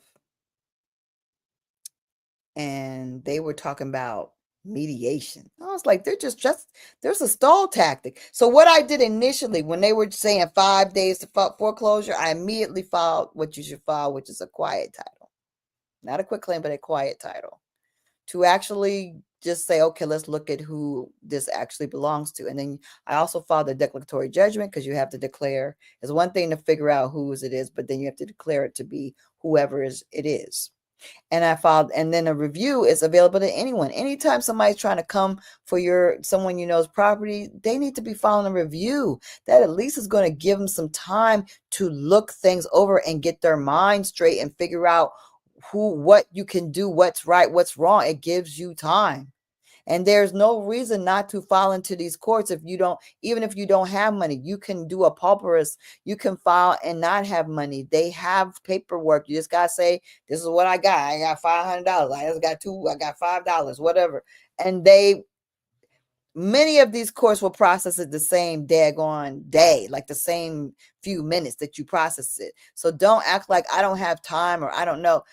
We could be saving ourselves if we just have shared the knowledge and we stop being. See, I think a lot of people don't talk about it because they're ashamed or they're afraid or they're like, they don't want to think about it. It's upsetting. And it's very stressful for me. But the fact that I willingly, kind of put myself in that position probably makes me feel a little bit different about it. And the fact that I'm actively battling these corporations makes me feel different. But it's still like, what? It's still a horrible thing, So I don't know if I should go into detail some more. Do y'all want to know, or should I save it for another night? Well, basically, what I want to say is the judge was so corrupt that her and the clerks and DeKalb County courthouse, they did everything they could not to look into the true title, not to adjudicate the wrongful the quiet title, not to adjudicate the review. They actually kept my cases, because I filed those 3 cases, right? And they removed the SLS fraud guy who pretended to be also Freddie Mac. He removed my case and brought it to the federal court, and I didn't know about it. I did not know. And the reason I really didn't know that it had been removed, first of all, my ignorance was I didn't know that he could do that. Then the other part was I had filed an injunction ignorantly when I got arrested, just like not knowing what to do. My house is being foreclosed. Let me file an injunction, but I filed it in the federal court, the wrong court. So when I was getting letters from the court, I just ignored them because I was like, oh, that was my mistake. You know what I mean? Let it just roll out. They'll dismiss it. You know what I mean? So when I was getting these letters from federal court, I never would look at them. I just knew had to be related to my injunction that I filed back in May. I didn't know that in September, not an exact month after I filed for my 3 cases to protect my property and to get the title, cleared that it's mine, that they had removed it. The other reason I didn't know that they had removed my property from DeKalb County into federal court, the North Georgia federal court, was because they kept the cases active in DeKalb County. And they kept giving me emails back and forth about this mediation. How's mediation going to work? This is not an issue of let's talk it over. You're trying to steal my property. You're out and out robbing my property for no dollars. You took my money for years without the right to take my money every month. And now you want to take my house for nothing. No, you're not going to get to do that. So they were doing these email games. All the while, my court was being adjudicated without me being there in North Georgia and up in Atlanta in the federal court. The guy who was faking that he was a federal Freddie Mac attorney and an SLS attorney, he was rocking it out and with his friend who was a magistrate judge in there, and they were just making decisions about my case without me even knowing decisions were being made. The other thing that made me believe that my cases were active was because they were active, I was falling into them. And the other company, Catamount, is the company that actually claimed to have gotten my house at foreclosure, right? Catamount did. Let me get myself lower. I want to be the little girl. Okay. Catamount did. So Catamount got my house at foreclosure, so-called, but it was no foreclosure, right? They faked a foreclosure. All they did was create a forged deed. There was no foreclosure sale. There was no exchange of money. It was just, we're falsifying a deed, we're falsifying a deed, and we're taking your property. That's what they did. So all these people colluded to get this thing done, right? All these people. And it was all spurned by the Bay Creek, because Bay Creek, now this is the connect. This is a real solid connect. The partner that I told y'all about that went to jail at the age of 77 for tax fraud in Bay Creek is the founder of Catamount. And Catamount is the company that claims to own my house right now. And Catamount are the people on that deed I showed y'all where they said that they had that Freddie Mac had power of attorney and all this weird fake stuff because Freddie Mac has nothing to do with my house. That's Catamount and SLS. They made up that deed in Colorado. And Catamount was founded in Colorado by Jack Fisher, who's currently in jail for the 1.3 billion tax what was it? It's tax fraud, tax easements. For what? For Bay Creek. Partner of Bay Creek, founder of Catamount. It's all connected. It's all connected. Okay? So, I'm like, okay. Okay, so this is the thing, y'all. I'm rocking this out, filing things, finding out the fraud, because initially I didn't realize all the deals. It's like each month I'm looking at another deal. It's like looking at, I was like, wait a minute, this doesn't make sense. This is fraud. Why are they saying they're Bank of America, Wells Fargo Bank, and this and that? That don't make any sense. You can't be working for these two entities at the same time. And I'm looking at it. That deed was made in Idaho. So one of the deeds on my house was made in Idaho. That was done in 2018, so-called. But I believe they just put that thing in the daggone record. I don't believe it was there. Then the next deed they made was in 2024, January, when Air Baldwin said, take her house. That's when they used that deed that was made in Pennsylvania. And they used that deed to daggone bring my house to foreclosure. Then after foreclosure, they don't have no foreclosure sale, because you're supposed to have a certified sale and a receipt and all this stuff. They ain't got all that because they didn't do that. They just had one company and the other company get together and forge a deed. They don't pay for things. Y'all, it's very diabolical. Yes, it is. And not only is it diabolical, but y'all, you know why they were very confident that it was okay to do that deed where they said they had power of attorney? You know why they were so comfortable in saying that it was okay to grant it from me? Oh, let me show y'all. Let me show y'all how it's so comfortable that they were able to do that. See, this is the thing. I'm in the middle of something really, really big, okay? And we got to understand, and this is beyond like color or anything, because this is something that they're so comfortable in doing, this kind of level of criminal behavior. Like, I don't even know. Like, it's beyond my comprehension, but it continues. Like, I'm just showing you a few things, just a few things. I haven't even like touched on, like, every day something else occurs, right? They're trying to attack me in some other way every day.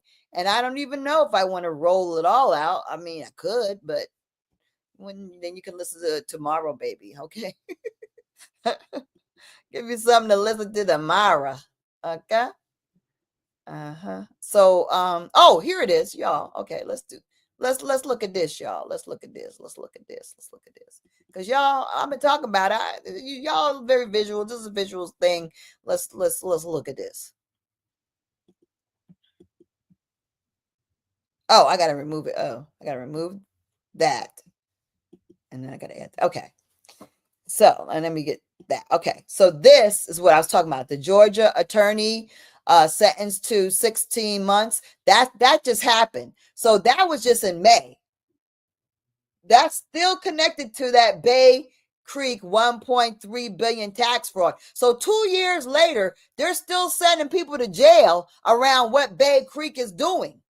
Yet all these judges and attorneys are still scheming and fiending and doing all these things against me for these same people that are running this big corporation, RICO scheme, these racketeers.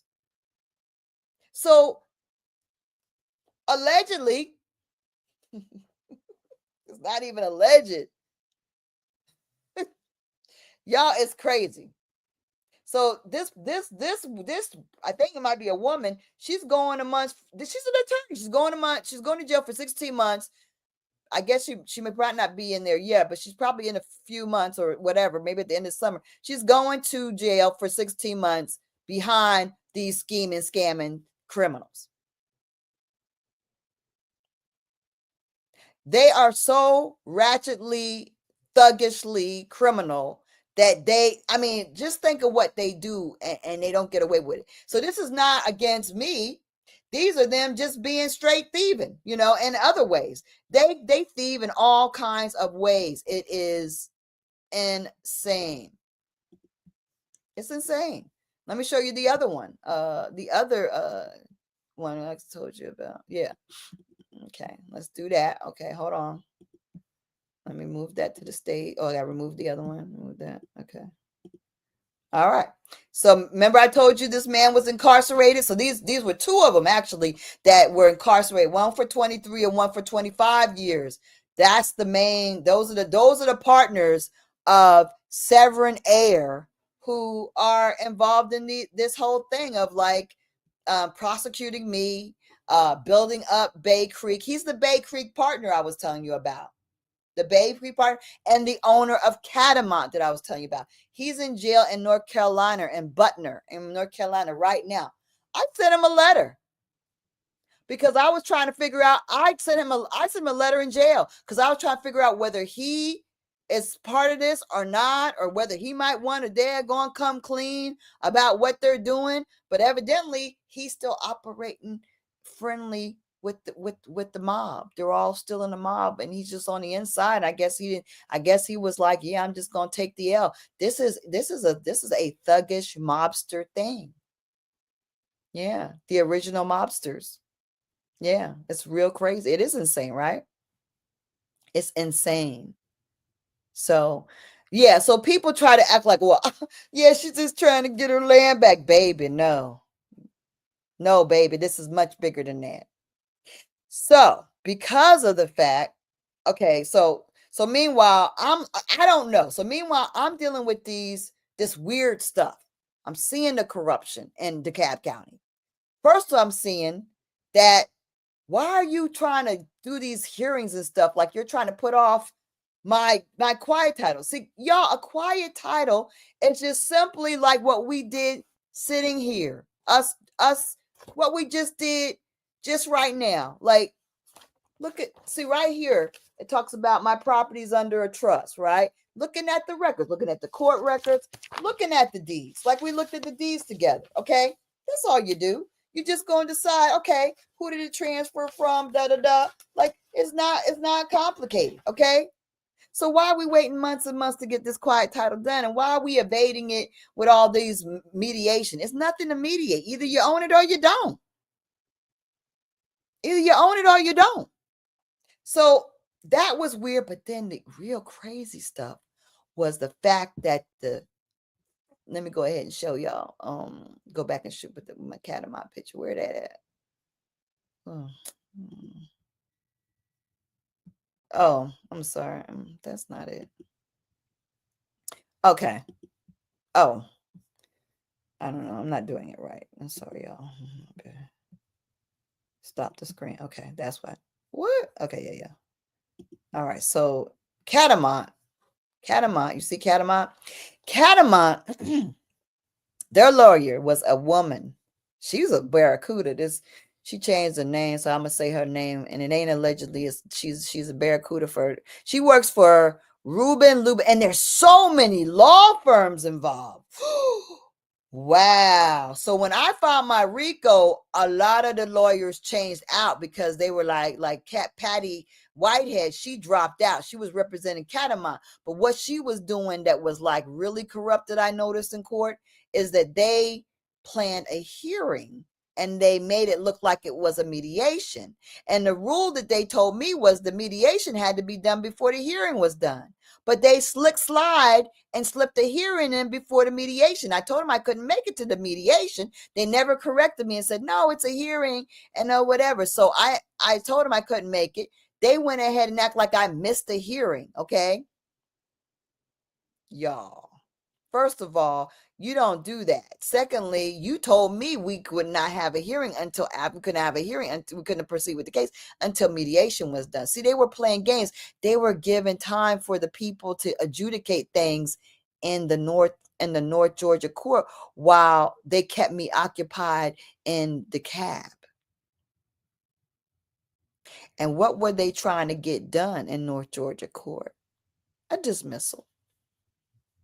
Doesn't that sound familiar? Oh, didn't they yell dismissed on my federal ejectment case for PNC Bank and Indian Park? Yeah. See, because they don't want to adjudicate it on the facts. That's the judicial corruption. They sidestep the facts. They evade the facts and they adjudicate it on, they act like the facts aren't there. They really do. Just like they act like the patent's not there. They actually took my case, removed it to federal court, and the court, y'all, should I show y'all what the judge said? Do I have that available to show? I don't know. But the judge actually said on record in Pacer, probably forever unless they take that stuff down, which the judge in the federal court said it doesn't matter if SLS has assignee standing. She needs to pay her bills.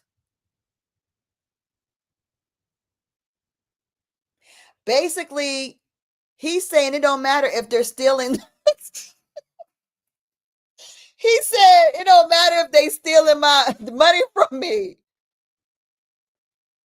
He said it don't matter if they're stealing money from me. I need to pay.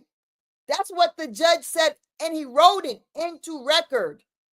He didn't just say it. It's not like it was a transcript. He actually wrote his own quote, and it's recorded in Pacer. Well, when you don't have, when they don't have assignee standing, when they don't have legal transfers, when it has not been legally conveyed to that company, then that company lacks subject matter jurisdiction. That means it is void. That means it is void from the root, ab initio, from the beginning. It's void. And that means everything thereafter that void deed is void. That's what that means. So they're so bold. Now, see, are they bold or are they dumb, or is it both? Are they bold, evil, dumb, or both? Is it all of it? Are they bold, arrogant, evil, and ignorant? Or are they just that arrogant and evil? And they are in full knowledge doing what they do. Did he actually know that putting something like that in record is great? But guess what, y'all? I thought, and he said that I was making. He actually said on record that I was making shotgun pleadings. Well, I didn't plead nothing in that court. Why, y'all? Because I didn't know that court was going on without me. I didn't find out about that court date until May, and you know why I did?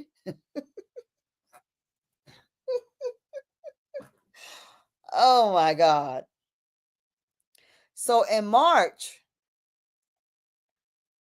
They sent the marshals to clear out my house. And they did so based upon a dismissal that happened in federal court that I didn't even know existed. And they kept saying, the judge in DeKalb and Patty Whitehead kept saying the dismissal, it was dismissed. It's dismissed. They wrote that a couple of times after I told them they were in a RICO, because I added them to my RICO. That really made them mad. And they were like, this. I kept thinking, how are you using an injunction dismissal to daggone? So okay, let me go back to the marshals came in to empty my home on March 11th. Mind you, I'm not there. Mind you, I'm up and I'm probably making breakfast or something, and I'm up and I get a phone call from my daughter because we have a expensive door lock that has like two-way talking video, right? I bought this $400 damn lock, and thank God I did, because she used it. I didn't use it, but she used it and she saw them there, and she yelled at them and scared the marshal, and then said, no, there's 3 active cases concerning this house. And she called me. I screamed. I hollered. I was screaming bloody, because I was like, what?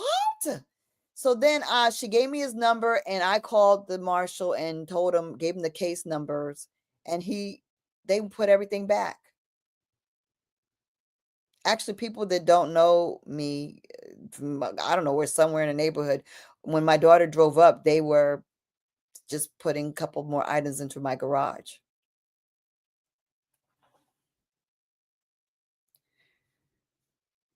So that happened, and I was like, they're crazy, right?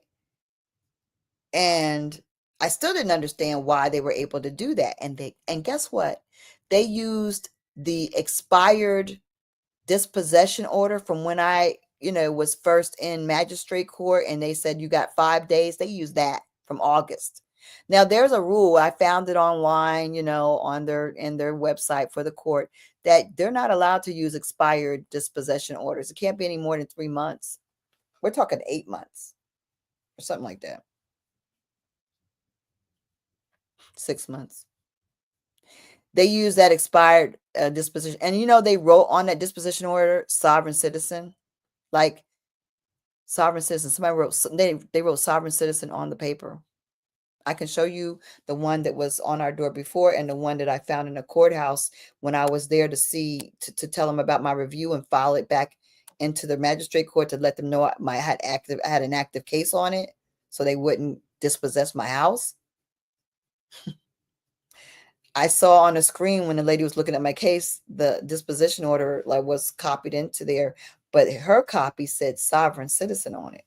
And I was like, what's that? I said, can you print that up? You need to print that up for me. Who put that on there? So they were trying to racialize and to make the marshals treat me aggressively by putting that on. They put my friggin' life in jeopardy, or whoever was at the house life in jeopardy, by writing that on there, because that's seen as somebody who is anti-establishment, anti-police. They intentionally put that on there to put me at risk.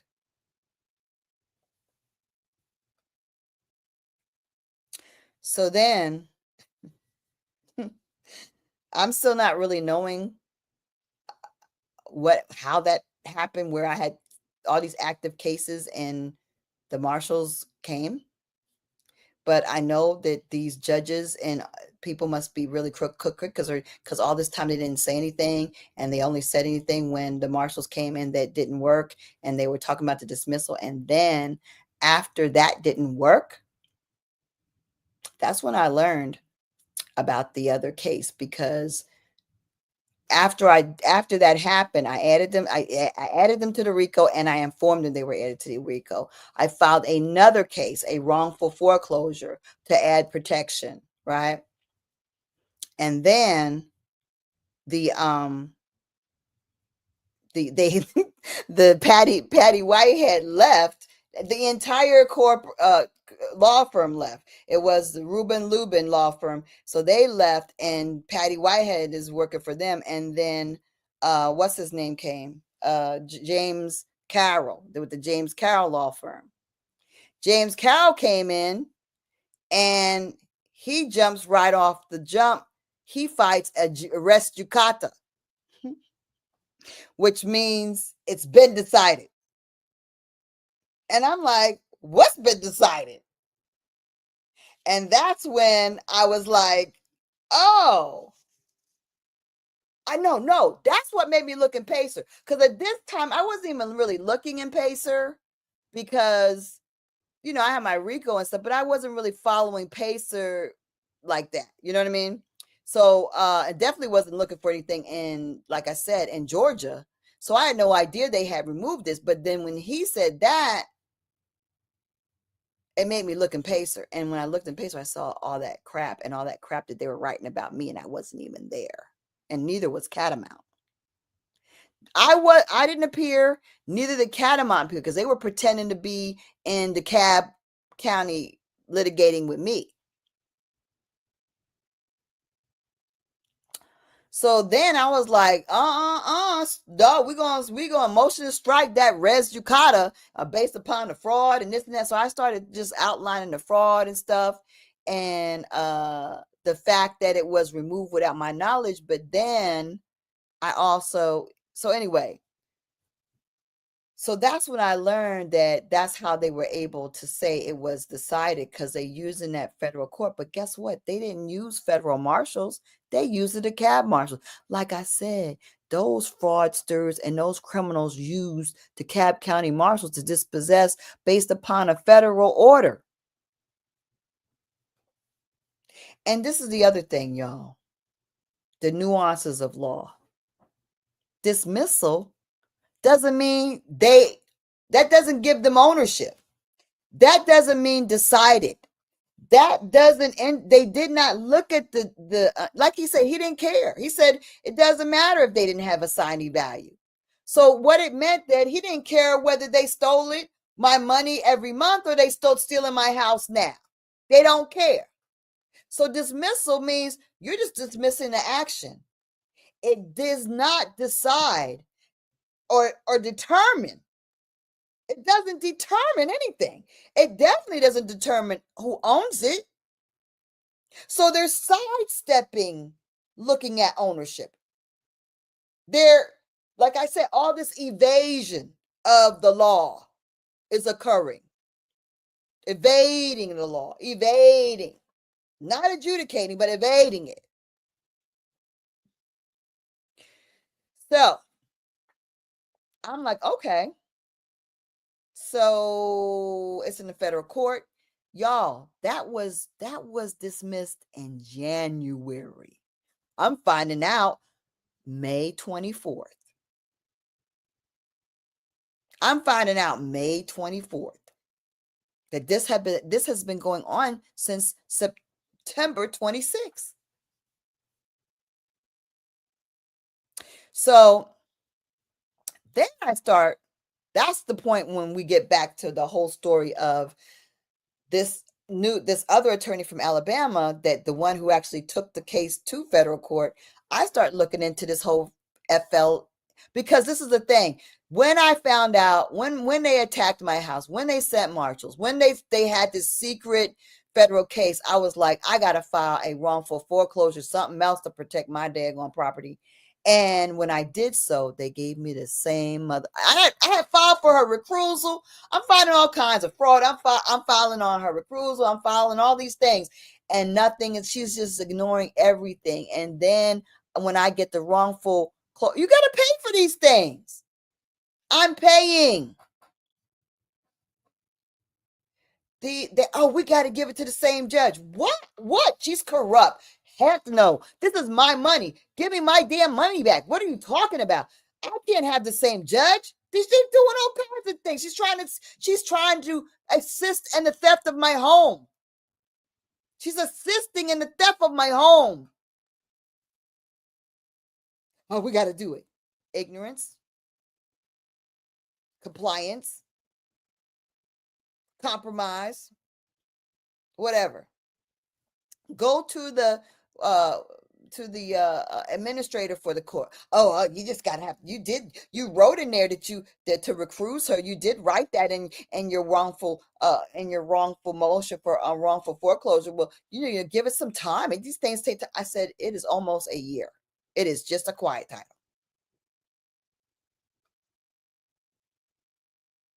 She would not remove it. And then she said stuff about Freddie Mac, about it's federal.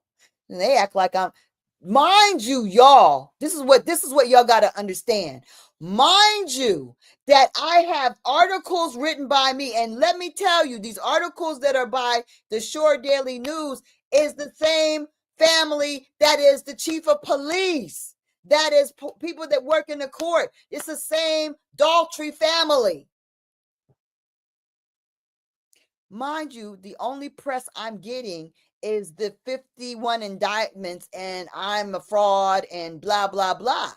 So and a warrant, right? So I'm looking like the fraudster when I'm not. I am no way a fraudster, right? So here I am trying to talk to these Negroes and I'm trying to get. I was emailing the court, emailing all kinds of things, all my fraud that I'm finding, all my copies of my filings to the daggone court clerk, all the fraud deed information. She wouldn't do a damn thing. Dewberry wouldn't do a thing. Deborah Dewberry didn't do a damn thing, and it ain't allegedly, okay? Well, I had to put her in a RICO too. I told her I put in a RICO. I had to add her. She's very colluded, protective of the lies and the corruption and the thieves. So this sister who campaigns on preventing mortgage fraud and all this is a major colluder of mortgage fraud. A major. So I was emailing her on a regular, and I was emailing a lot of different judges around, people all the way as far as anybody I could get a daggone email on. I was sending it to anybody, Maryland, DC, wherever.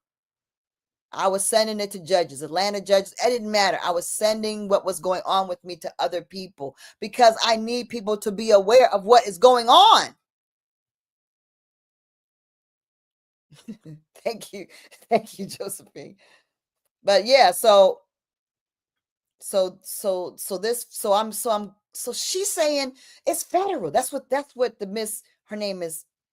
I forget what the name was, but she was the court administrator of that who came out and talked to me. And she was just ridiculous. And she was like, it's federal. And I said, they're criminals. Federal. And remember I told y'all that's what triggered me to let me contact Freddie Mac.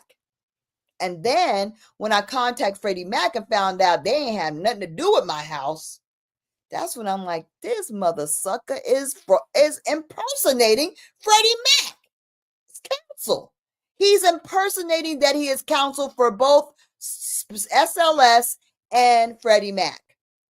Freddie Mac don't have nothing to do with this, and it's written on every daggone forged deed to make them look credible. To make the falsified forged deed appear credible, they put Freddie Mac on all of them. And when they put Freddie Mac on all of them, nobody in the court bats an eyelid. Smoke and mirrors, witchcraft, demonic worship, sorcery. The law is sorcery. It's sorcery. So here I am.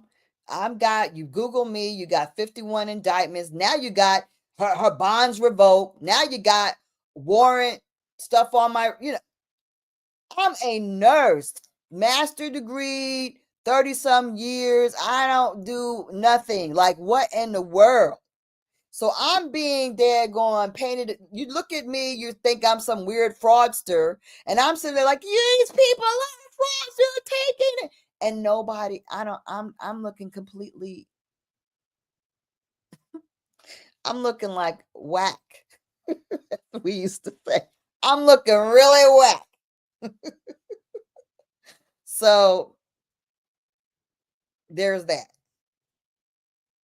So, okay, so I'm realizing that Freddie Mac, so then I'm doing, this is like, so basically, if you start counting all the frauds, it's over 10 frauds upon the court, like on just my piece of property, right?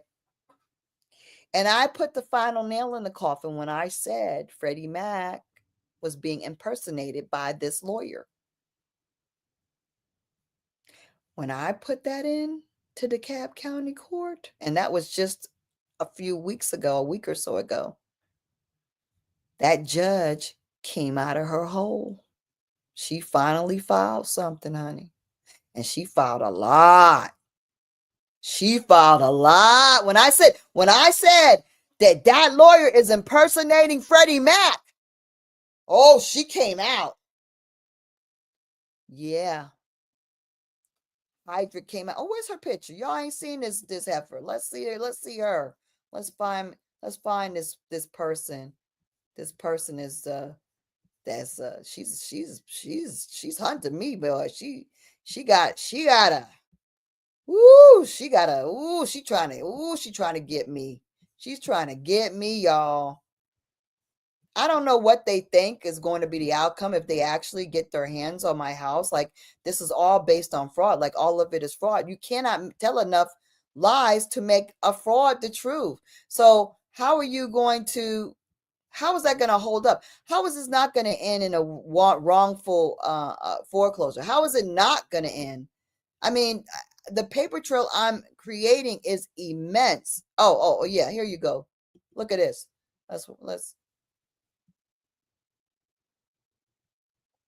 Let me see.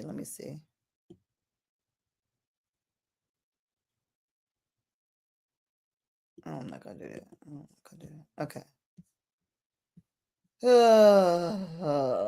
What we finding? I wanted to see. Oh, yeah. I was trying to see. Let you see.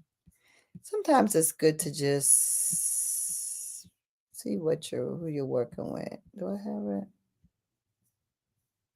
What's the date here? Oh, April. No, I don't think I got to go back that far. I think it's more recent. Yeah. I think let me see. Yeah, so when I did the fraud, let me see if I got that picture for you to see. I can't compare that. Oh, and then there's another detail that's so fun. It's so fun. That actually does the also another way of connecting the dots so you can understand why they thought that they were. Oh, is that the one? Is that the? Oh, that's a good area. Oh, here it is. I might as well show y'all this. Is that the two of them with the yeah. See? Oh yeah, y'all gonna like this. Okay. Y'all gonna like this. This is fun. Okay. Let me get this. All right. So we're gonna remove this. We're going to go ahead and share the screen. We're going to go with the window. And here you go. Share. So like I said, this was the one that was on the door. You see the tape on it, right? That's the disposition for Catamount, right? Catamount, who? That is the partner that's in jail. He is the founder of Catamount, right? So the partner that's in jail, the partner of Bay Creek, that's his company. This is the disposition warrant, right? All right. So let me take that down and show you the one that was filed, that was on record after the we had the hearing on phone in the court. Okay. I didn't have to take it down. I could actually kept it up there. Okay. Let me go out. So if you see this one, you'll see it says sovereign citizen at the top. Y'all see that? Y'all see that? Sovereign citizen. So that's the one I got a copy of that was not the one that was taped to our door. It was at some point, the one that they kept in the court, the one that they handed to the marshals has this on the top. Yeah. So that's what they did. They put my life at risk. They actually put me in danger, okay, in serious danger. There was something else that I wanted to show. Let me see. That's one. Is this the other one?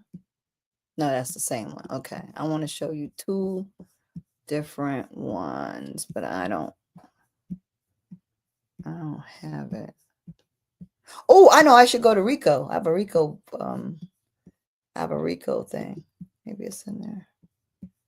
The RICO. Is she in a RICO file? I should put her in a RICO file. I don't have her in a RICO file. I don't think I do. That's where they broke the lock, broke the door. This is what's interesting. Oh, check this out. You see how they did it? Can y'all see this? Okay, yeah, this is cool. I think y'all can see it. Okay, let me. Yeah, y'all can see.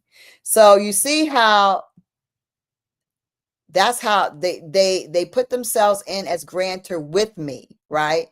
And then they said that they granted to a federal home loan, and then, but even though, so if that's true, if they had the right to grant it to anyone, first of all, federal home loan never got it, because federal home loan is not a seasoned credit risk transfer. There's nothing like that happened. But then who did Catamount use to take the daggone house? Who did they use to grant it to them? They could have used, why didn't they use specialized loan? Why didn't they use federal home loan? This is it. This is the county record, right? This is the county record. They use me. Why? And remember I told you June 26th, they used me to transfer the property to them. It looks like I gave my house to them. When you buy it at foreclosure, you buy it from the owner, right? You buy it so if the company owns it, then it should be a transfer from the company that owns it or the bank that owns it. It shouldn't be a transfer from me, right? I can't be the grantor, right? You see all the evidence that's just right there. It's right in the public record, y'all. Yeah, it's bad.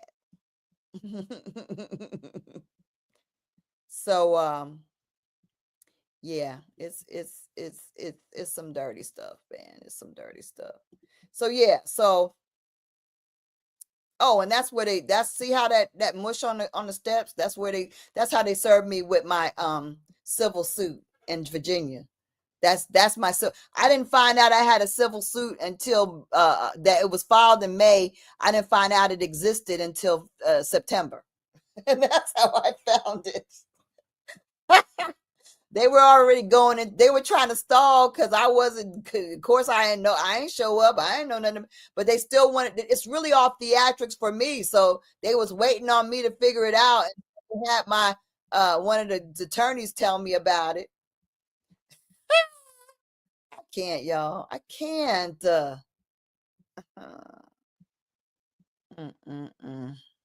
Yes, indeed. They are some incredible thieves. Incredible thieves. So, yeah, so that's it. So when I did the fraud upon the court, then the judge that is crazy, and I really would like to find her image because, some y'all need to know about this. Not, I mean, we need to put our intentions on these people. These people that's doing this stuff, we need to put our intentions. We need to manifest what we need to manifest on it. Oh, that's what I wanted to do. I want to show y'all how they expected to make this work. The fact that they transferred it from me. Y'all need to know this because knowledge is power, right? And then everybody needs to know. So I'm going to show you that. That's what I wanted to do. that was part of my thing I was looking for. Okay. So I'm going to remove this and I'm going to go to that. Okay. Y'all see this? Y'all see that? Okay. So this is now.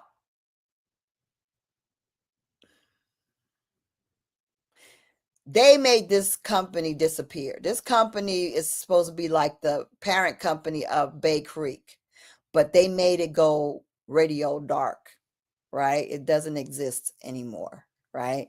But this company and this same person, Rachel, and look at and they were giving me a refund for my foreclosure, right? They sent it to my house in Decatur. Oh, okay. Oh, just take the money, right? Oh, it's not, they know, they don't care what you do with it. Take the money. A refund. Look at where this is sent to. That's in Georgia. That's in Virginia.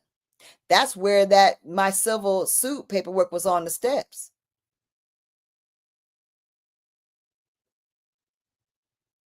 Now that has nothing to do with me personally. That address is really like, where the Accawmacke, um, it's kind of far-fetched to somebody in Georgia who's looking for to purchase my property in Georgia would actually go to the length of sending all these notices to George's Lane in Virginia, Cape Charles. But you know who does know that I have an address there is Severn Baldwin, because that's where they sent that old smushy pile of a summons, right? That's what they use. They use the AI. They use the Accawmacke address. Same amount, same Rachel direct. Okay, now, so what's the purpose of this, right? Why am I actually bringing this to your attention? Some of you might already know. Because they use that bait, that here's your refund, get your refund and get your life going, right? They never paid anything for my house, first of all. So they ain't out of nothing. They are not closing any ends. Basically, they're just stealing my home. They have no title. They're using me to convey it to them. I have the title. So, but by me taking this money, by me taking that money, by me taking this bait and this card with this money, see this thing? Let me move that. By me taking this, I've sold my house. And it makes that conveyance that you see in the tax record that I showed you, oh, well, it makes it true. It makes it true. Right? Where's the conveyance that I showed you? Where was that little mini? I had a little screen. Oh, it was in the RICO. It was in the RICO area. That's right. Y'all, my RICO is my. Okay, here it is. Oh, my RICO. Oh, what's that? Oh. They didn't pay no taxes.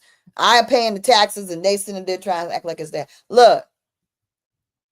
So this conveyance from me to them becomes true when I go ahead and take that refund. And they do it so much. They do it so much, y'all. So a lot of people that are, oh Lord, I'm going through it. They got us out of the house. Well, they offered us a refund. And then you got Negroes that are, pro se law people online. Get your refund, girl. That's how they act. When this is a bait. This is a trick. This is a trick. Right? And they use the bait of the refund to make it all come together. All their fraud comes together.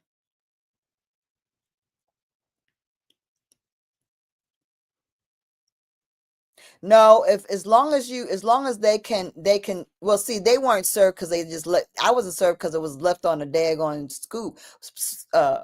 But as long as you send something by your summons by registered mail, you've been served and somebody's received it, it's registered, it's that's all it takes to be served. But um, you know. But yeah, so yeah, that's what they did. So they sew it all up by giving you some, and that's a good chunk of change for a refund, but it ain't nothing compared to the fact that they stole it, and it ain't nothing compared to the fact that they were taking my money for years. They were stealing my money in the form of payments for years. That part. So yeah, so when I did finally figure out the Freddie Mac impersonation, that's when the attorney, not the attorney, the judge lost her ever loving mind, and she is still out her damn mind right this moment. Let me see if I could just look her up, child. Her name is Stacy Hydrick. She's on Facebook, actually. Y'all say hi to her, evil thing. Oh, that's not, that's ancestry chat. All right, hold on.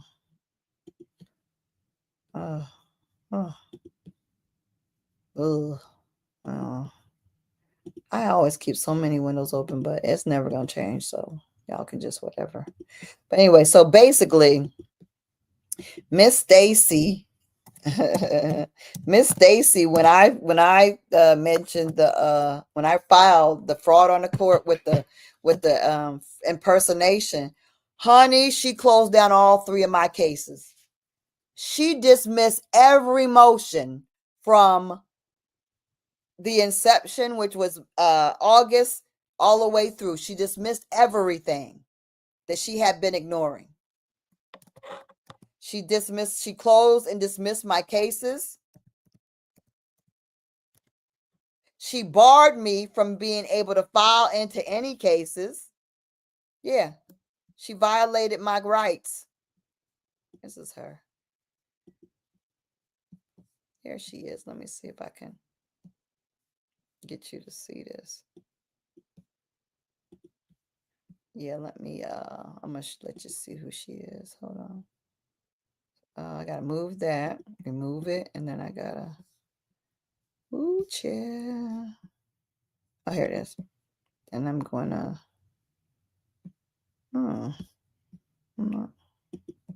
okay, so I'm going to share screen. There you go. Share. And here she is. So here she is. So yeah, so that's her. So she barred me, tiny hat lady. She barred me from filing. She dismissed everything. My quiet title, my review. She never adjudicated it. She never adjudicated any of my cases. So I paid $250 a pop to have her dismiss them without doing a thing. She violated my rights horribly, but then she didn't stop at that. Not just barring me, not just dismissing everything, not just closing the cases, not just barring me from filing. She went ahead and wrote an order to the clerks to reject anything that I file. You hear me? She wrote an order, and this has happened like a week ago, like a week or so ago. She wrote an order to reject anything that I file, and they are obeying it. They actually sent me a notice when you go to file it and it says rejected. They're like, order exists for judge says, I'm like, what? So with her, that was crazy. So I'm like, dang, oh, she did something else. and this is why, after I said I actually exposed the the Freddie Mac impersonation, she also did something else. She wrote an order to immediately dispossess me of my home. That was like last week.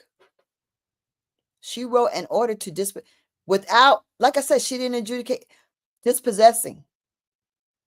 And what is she basing it on? Oh, the dismissal in federal court. Well, the dismissal in federal court didn't determine anybody's ownership. So how are you giving them my house?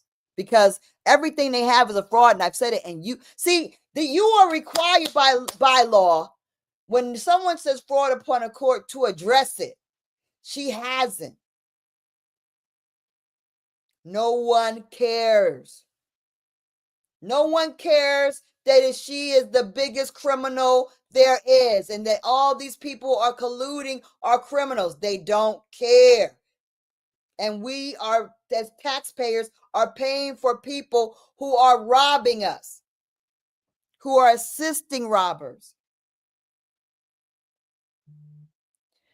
So so what she did all that, and I was like, wow. I still have another active case, because y'all remember I said I had filed another case because I thought, she's crazy. What are they doing? What is all this? Why are they desperate they're desperate to just dismiss it. They do not want to look at the facts. They do not want to find the true title. They want to just take my house. My house ain't nice like that, y'all. It ain't the house. It is an attack. It's all connected. It's all because of Severin, and he's angry because of what I have claimed and what we have a right to have. And all these angry, thieving, predatory people are upset, but their time is over. It's over. So I was like, okay, so she's talking about dispossessing immediately. Did she forget that there's another case that's active? But they put her on it. And I have asked her to recuse herself, get off of it. If you don't like me, if you're going to say all these, and she wrote all kinds of nasty things in her orders and stuff. Like, the fact that she even did that is just nasty, evil, violent, hateful. This is the action that she took. This is a person trying to establish and protect their home. I'm not somebody who's been in a house for 3 or 4 years and I'm trying to get over. I had built it from the sticks since 1993. This is not somebody who is getting out of paying. I've been paying thieves for 15 years, unbeknownst to me. So I'm like, okay, there's an active case. But do y'all know that Monday, the marshals were doing 3 marshal cars was just making U-turns in my cul-de-sac around the same time it occurred back in March when they dispossessed my house. I had a funny feeling, really intuitive and connected to the ancestors and everything. And so I had a funny feeling. And I was looking, I was like, oh, look at there's a marshal going. And they just sat there. They sat in front of my neighbor's house for like almost an hour. I guess it might even be the same marshal. They might be the same ones that came in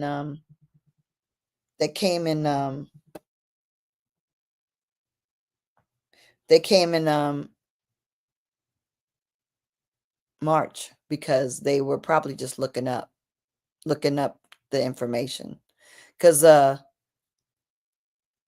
or maybe it was intimidation. Some of the Accawmacke feel like she sent the marshals there to intimidate, or someone did. Maybe it's the court clerk. She mad because she gonna look real bad in all of this. Like a lot of people are gonna look really bad, right? Oh, they're getting benefits. You got that right. They're getting benefits. Yeah, and the other thing is when that lawyer wrote for the res judicata, and they tried to do another like hearing, like they gave me like less than 24 hours notice and all this. They wanted to take my house, and she let the lawyer set the so-called hearing, and she wouldn't put it on the docket. She sent it by email, and it was sent by the oppositions. It's sent by Catamount's lawyer. And I was like, that's some bullcrap. You don't, the lawyer for the opposition got rights to they're going to set hearings, for the judge, like that. They're all in cahoots. They're in cahoots, and they don't hide it. They let these companies even, determine when the hearings occur. The other lawyer before James Carroll, that Patty Whitehead for what's it called, Reuben Lubin, she did the same thing. She said, oh, I'm gonna get an order for disposition.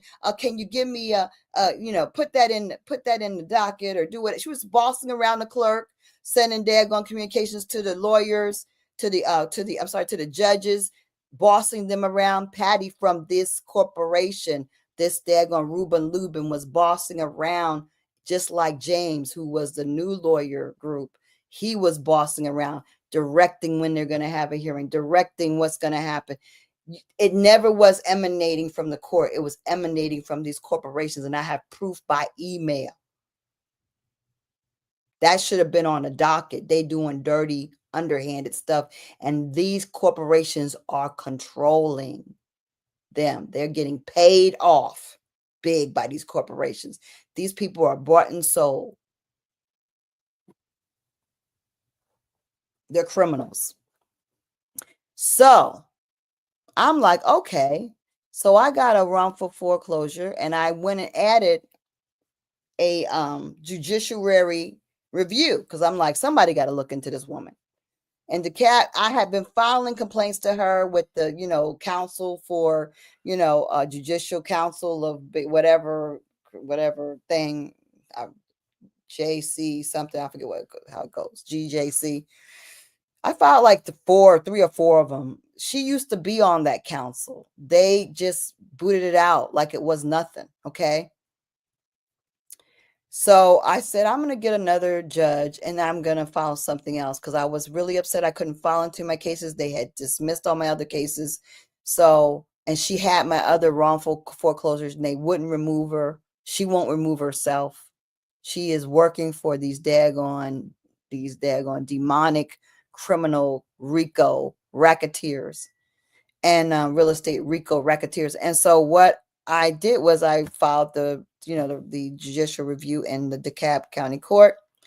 They were going to give me her to do the judicial review. I was like, she can't be the defendant and be the judge too. So I was like, what? Yeah, I've done it's misconduct. It's a judicial council, and you can report this. I've done like 4 misconduct reports on her. They don't do anything. So the judicial review is done in the court, and you have to pay for it. So I paid another $250 for a judicial review, and they were going to let her be the judge on the judicial review, her own review. She was going to be the defendant and the judge. And I was like, are you crazy? Give me my money. Are you crazy? How can she review herself? Right? So I'm like, they gave me another judge. Okay, at least I got another judge to look at this, But then I thought, they're all in cahoots. I don't really feel confident that this is going to be, any different than all the other crap I'm going through. And, they're all corrupted in there. And it's just, I don't trust it. I just don't trust it at all. So anyway, at least I had the other judge. So I was cool. Right. I'm doing other things, taking other actions. I filed into the Supreme Court, Georgia Supreme Court, a writ of mandamus.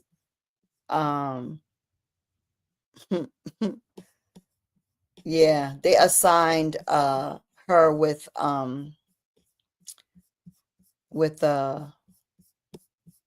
4 attorney generals to help her case. So it's 5 of them against 1 pro se, one sue juris, me, is going against 4 attorney generals and a judge. Yeah, that's what just happened. They just did that. They just did that. Yep. They just did that. Oh, yeah, I can show you that. Well, yeah, let me show you that. That's kind of fun. Might as well share in the fun, y'all. Might as well. Let me see. Okay. So how do I change this again? Okay. Stop the screen. I'm gonna add that, and we're gonna go to window, and I'm gonna show you the list that I was like, I just saw this last night, so y'all getting things in real time and stuff right now. Y'all are caught up. Okay, so so this is the list, and I was like scrolling. Okay, there's me. I'm the appellant, right? And mind you, I didn't really file a lot into the Supreme Court. I just wanted to get her off my case. Literally, I want her off my back.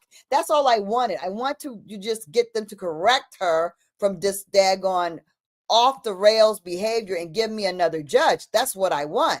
But look at this. You got Christopher C. Carr, appellee, Department of Law. You got her, appellee. You got Christian Lee, Assistant Attorney General. You got Catherine Powers, appellee. You got Ryan Keith. All these people versus me. All these.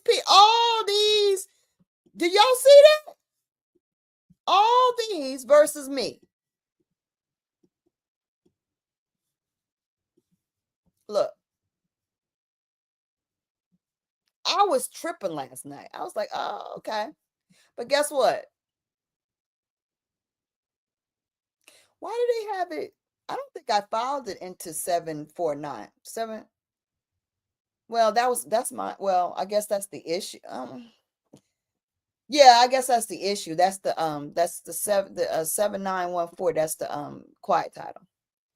So I mean, either they just nosy and they want to be, but see what I hear is that they do that Georgia really protects these corporations and these judges, and they try to save face and keep these things locked up. They collude with that. They're all in collusion. Yeah. Yeah. I mean, that's why I'm talking to y'all now. I mean, it is a lot. That's a lot to know, but see that the demons, they thrive on keeping things in the dark, and they thrive on working in shadow work. That's why I have to bring a light to it. I have to talk to it, because that's my only protection. That's why they're not going to put me on the news. They're going to shadow ban my videos. They're going to keep me off of TikTok. They're going to, because they don't want people to know what's really going on, and really how really messed up things are. Like, that gets really, really messed up. So I was like, okay. But then, y'all, the kicker is today. Today, what happened today is the big kicker.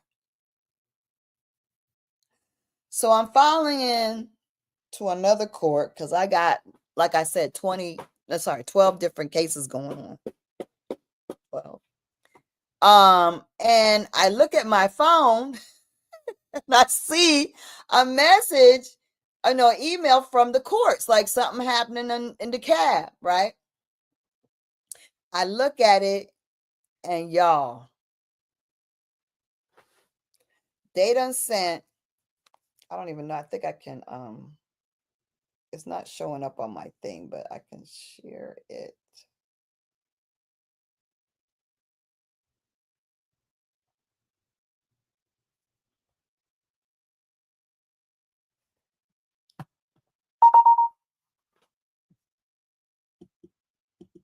Is that it? Can y'all see? All right. I think, is that image gonna show? I have to select it. Hold on. Let me go to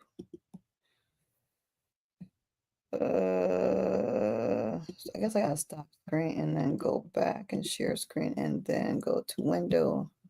And here it is. Okay, now I can share it. All right, so this is what I got today. Y'all talk about hot off the presses. Oh, what's going on with Lisa? Y'all know now.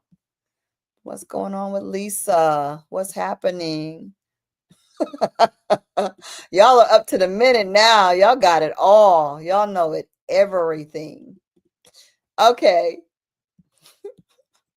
So it says reassignment of case. Y'all look at it. If you look down here, it says from Judge Tangela Berry to I can't even say it, to Stacey K. Hydrick. They gave her my case. Wait a minute. Yeah, they gave her my case. And that case number is for the judicial review. So they letting her, she's a defendant on this. She's a defendant. And she's a judge. Now, is it that Nora don't know? Is T'Angela stupid? Is calendar? Oh, she's in calendar clerk. Oh, the calendar. Who's the calendar clerk? So she's hiding. That's probably is Mary. This might be done by that daggone wicked calendar clerk is Mary. She might be the one that did that. Is Mary might be behind it because she's a wicked individual. Told me I need to get a lawyer. That's what he told me when I called her and the the marshals were at my house, and I was like, how can this happen? I have an active case. What's going on? She was like, you need to get a lawyer. Is Mary is a demon. Okay, so maybe they wrote it like that because they didn't want to let me know that Mary is the one who's doing this stuff. But regardless, this is a violation of law, and they're trying to use some kind of procedure. This procedure violates law. She cannot be she cannot be she cannot be the defendant and be the judge, for goodness sake. She can't do that. So I already filed into here and against this bull crap. I already did that. But so I went ahead and I said, you're violating Georgia law. I also sent an email to the person that was that had an email address that was related to the filing. And I was like, you violating the law of Georgia, this law. And, but they're corrupt. So it's like, yeah, I'm applying solid law, but I'm applying solid, powerful law to demons who are defying the law. How is that even exactly? How is that even possible? Like, but when you have this level of corruption, that's why, y'all, we got to get it together. We got to not only do we got to get it together, but we have to come together, because this is insane. This is crazy. So, like I said, the only thing that I can ask for that is actually going to be the best thing possible for me is y'all share this as much as you can. Y'all like, subscribe, y'all share, y'all tell people about it. I actually posted this on my Good Neighborhood Watch email thing that we get, and I put the fact that they're doing this kind of fraud to me and taking my house. I put that on there. People need to know that this is even possible. Just think about how many people lost their homes between 2008 with the whole bank scam and today that really should never have lost anything, because of the corruption and the thievery that is just running amok. It's controlling everything.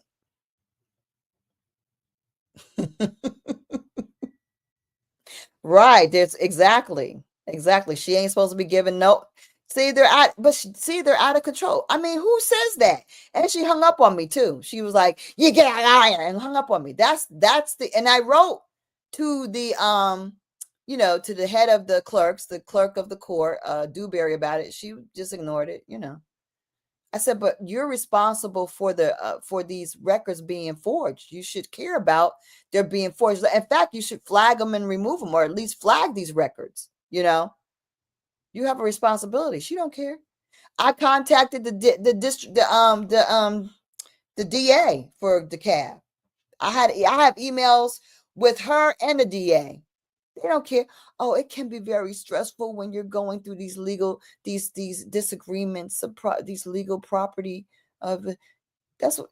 Yeah, criminals, corrupt. But I'm also, like I said, I'm also battling what they've done to my reputation. See, this is a thing that the ignoramus people that are doing all this they fail to realize is that maybe now they're able to do this stuff, and they're not even able because, like, I'm on it, like I'm like countering everything. However, there's a paper trail, and it's massive. I have a massive paper trail. I have a massive collection of data against them.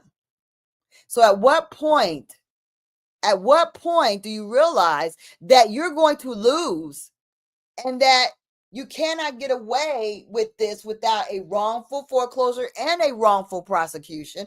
And what was it all for?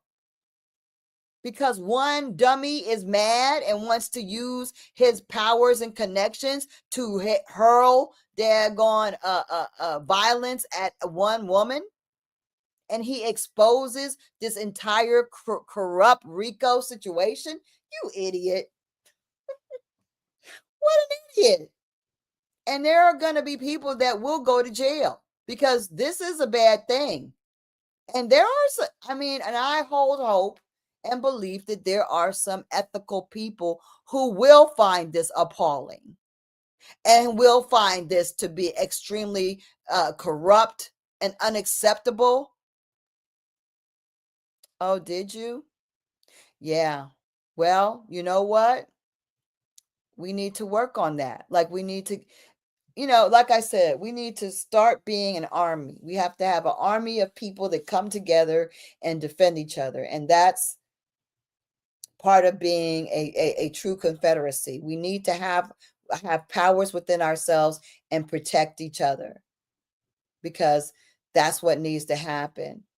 It's because they keep us silent. It's because we feel shame. It's because we don't want to talk about it. It's because we don't want to reveal things. It's because they want us to feel that. They create this whole thing of fear, silence, right? What are you scared of? Who are they? Who are they? What are we afraid of? There is nothing to be afraid of. And this is the thing. So they also filed another suit. Like I mentioned briefly, that they filed a second civil suit. Bay Creek did. And so okay. So what did Lisa do? Let me kind of get this together. Maybe I could show that, because y'all, so much do I file. So much do I file. So much do I file. What was this one? Oh, that's old. That's old pleading. Okay. Yeah. Let me find something better. Okay, hold on. So, what did I file into Virginia? Okay.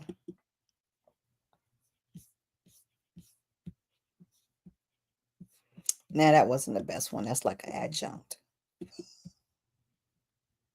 No.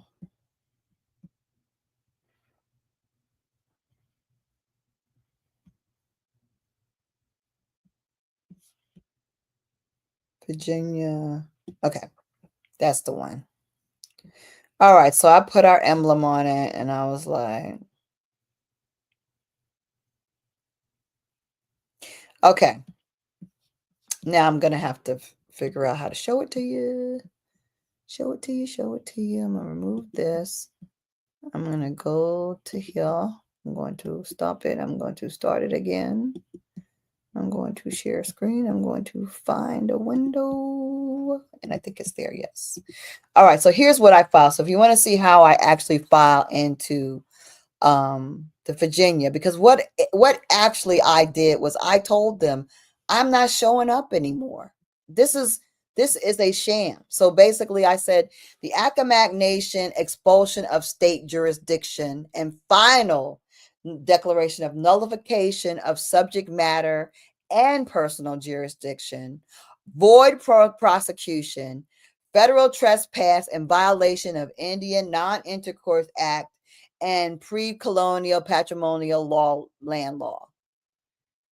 Come now, Lisa, BSN, whatever, but only by special appearance, sue jurist in her rightful capacity as trustee of the Accawmacke, Powhatan, Gingiston, Indian Nation, and legal heir of pre-colonial crown land patent title holders to formally declare the following: that this court lacks subject matter jurisdiction in any matters involving indigenous land protected under the Indian Non-Intercourse Acts. And this court lacks personal jurisdiction over the undersigned, non-consenting, non-resident, natural person domiciled in Georgia and acting under legal and ancestral obligation as a trustee for federally protected Indian land. Now, there's a lot of other, meat and potatoes to this, but that's basically now this was actually not my first one. I actually wrote another initial objection that I wasn't going to be appearing, but I also said to them no contest, because I don't know, maybe I preempted their continuance, because I said no continuance is not, any continuance is not necessary. It is intolerable. Yeah, this was after it. Because this is what they did. Yeah, this is what they did to me in the criminal thing. So they said they never gave me a bill of particulars. They never said, what do you plead? Is it guilty, not guilty? They never did all that. They never formally gave me my charges. They never did any of that. They never did it all. In fact, on record, the judge actually said, we don't need to do that now. And now on record, the judge, in my transcripts, the judge said, oh, I'll give you your, I'll arraign you right when we have the trial, right before the trial.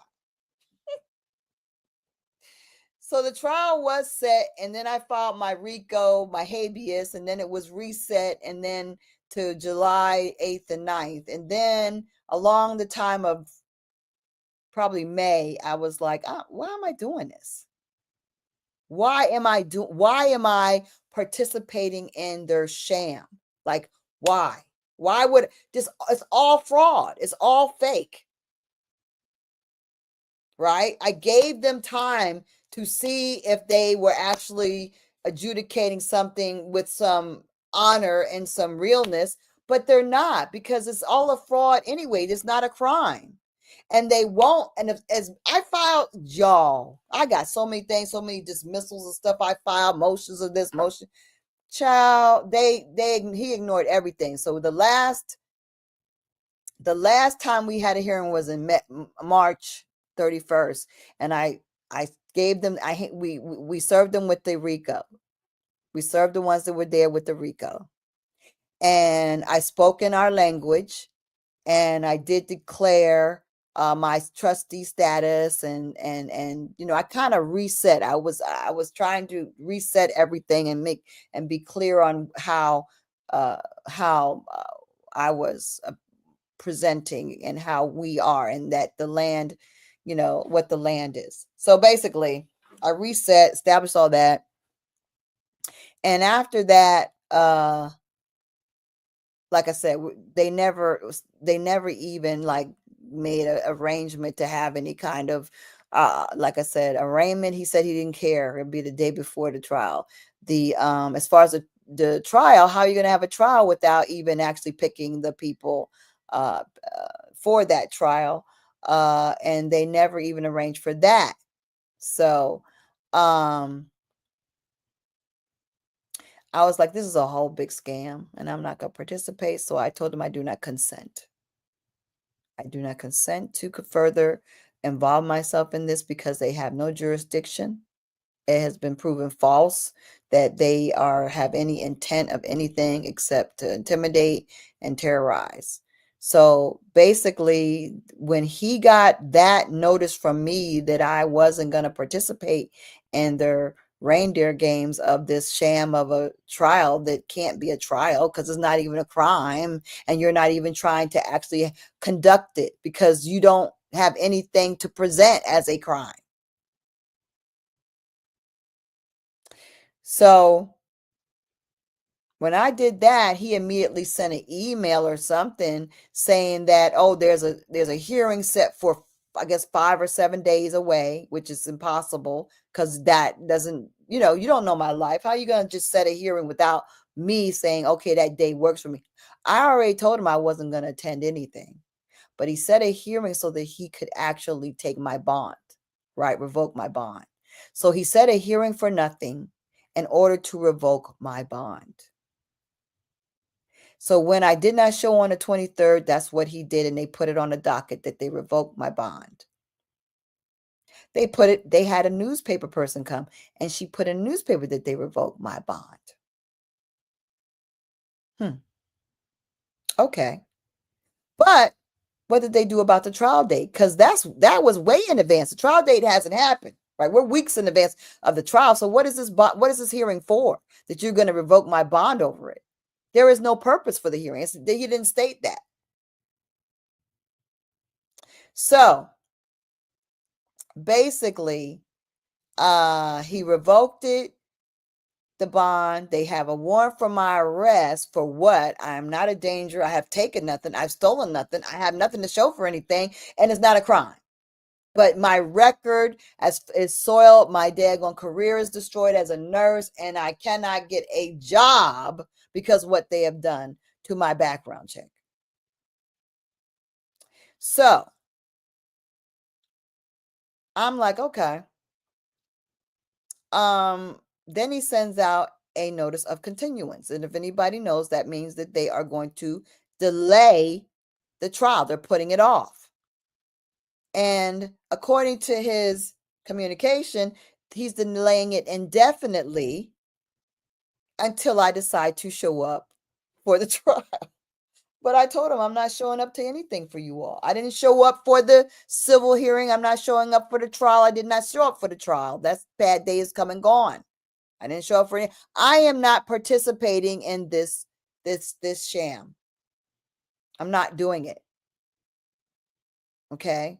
They don't have authority over us. And see, what any further participation, I am weakening our stance as a people.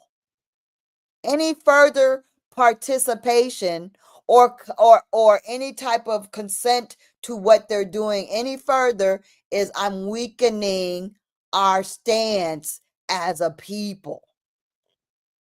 I had to put my foot down. So that was actually a planned action. That wasn't them taking action. That was me saying, you get no more attention. You get no more consent, and I will not participate. I refuse to, I will do not consent. You have no authority. That's how you're supposed to stand up, right?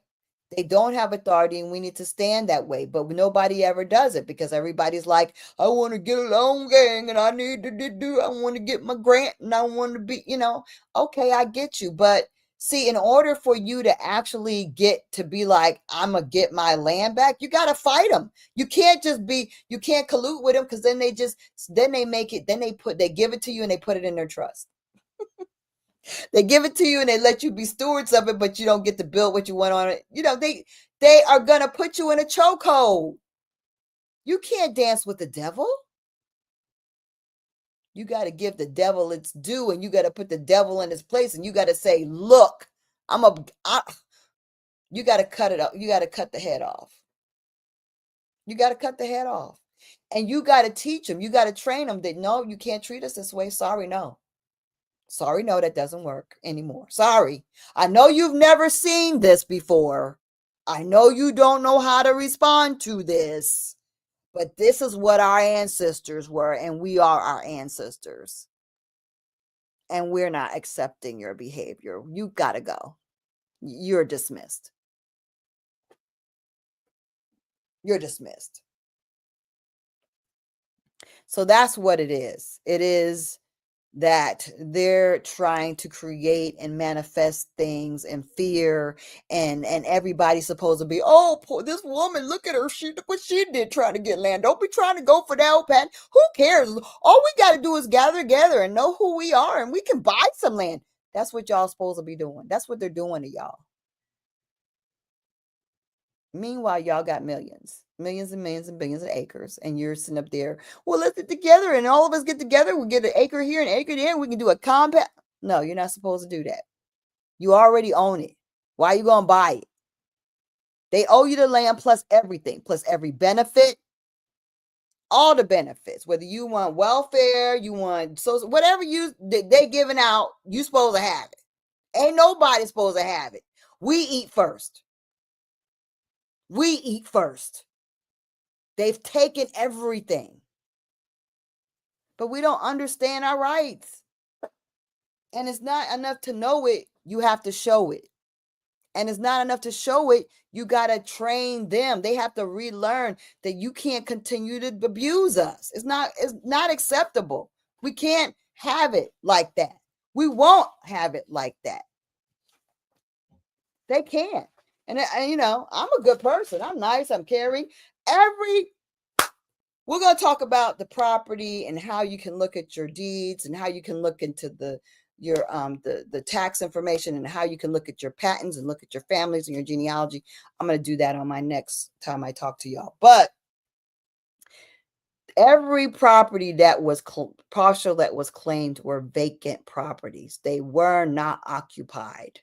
They were either for sale or they were vacation properties that nobody was staying in, and they only rent a little bit in the summer. These people don't even visit half of the places that we quit claimed. That's including the big new houses in Bay Creek. Like I told you, they got more than 60% vacant. They ain't winning. They're not winning. What I said in court when I went to civil court last year against Bay Creek, I said, y'all would be better off donating that to the Accawmacke and getting a real tax write-off that way than what you're doing now. You would win by actually donating it. Instead of friggin' fighting this, you could win by actually conceding to it. Because they're not making money because the ancestors won't allow it. The ancestors won't let them win.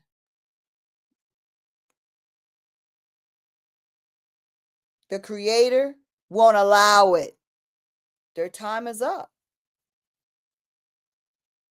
So, yeah, so that's that. I had another thought, but it kind of slipped my mind. So I guess I'm going to call it a night, y'all. And like I said, I'll continue to dig deep. And if y'all have any suggestions or things you want to know about, let me know in the comments, but please comment anyway.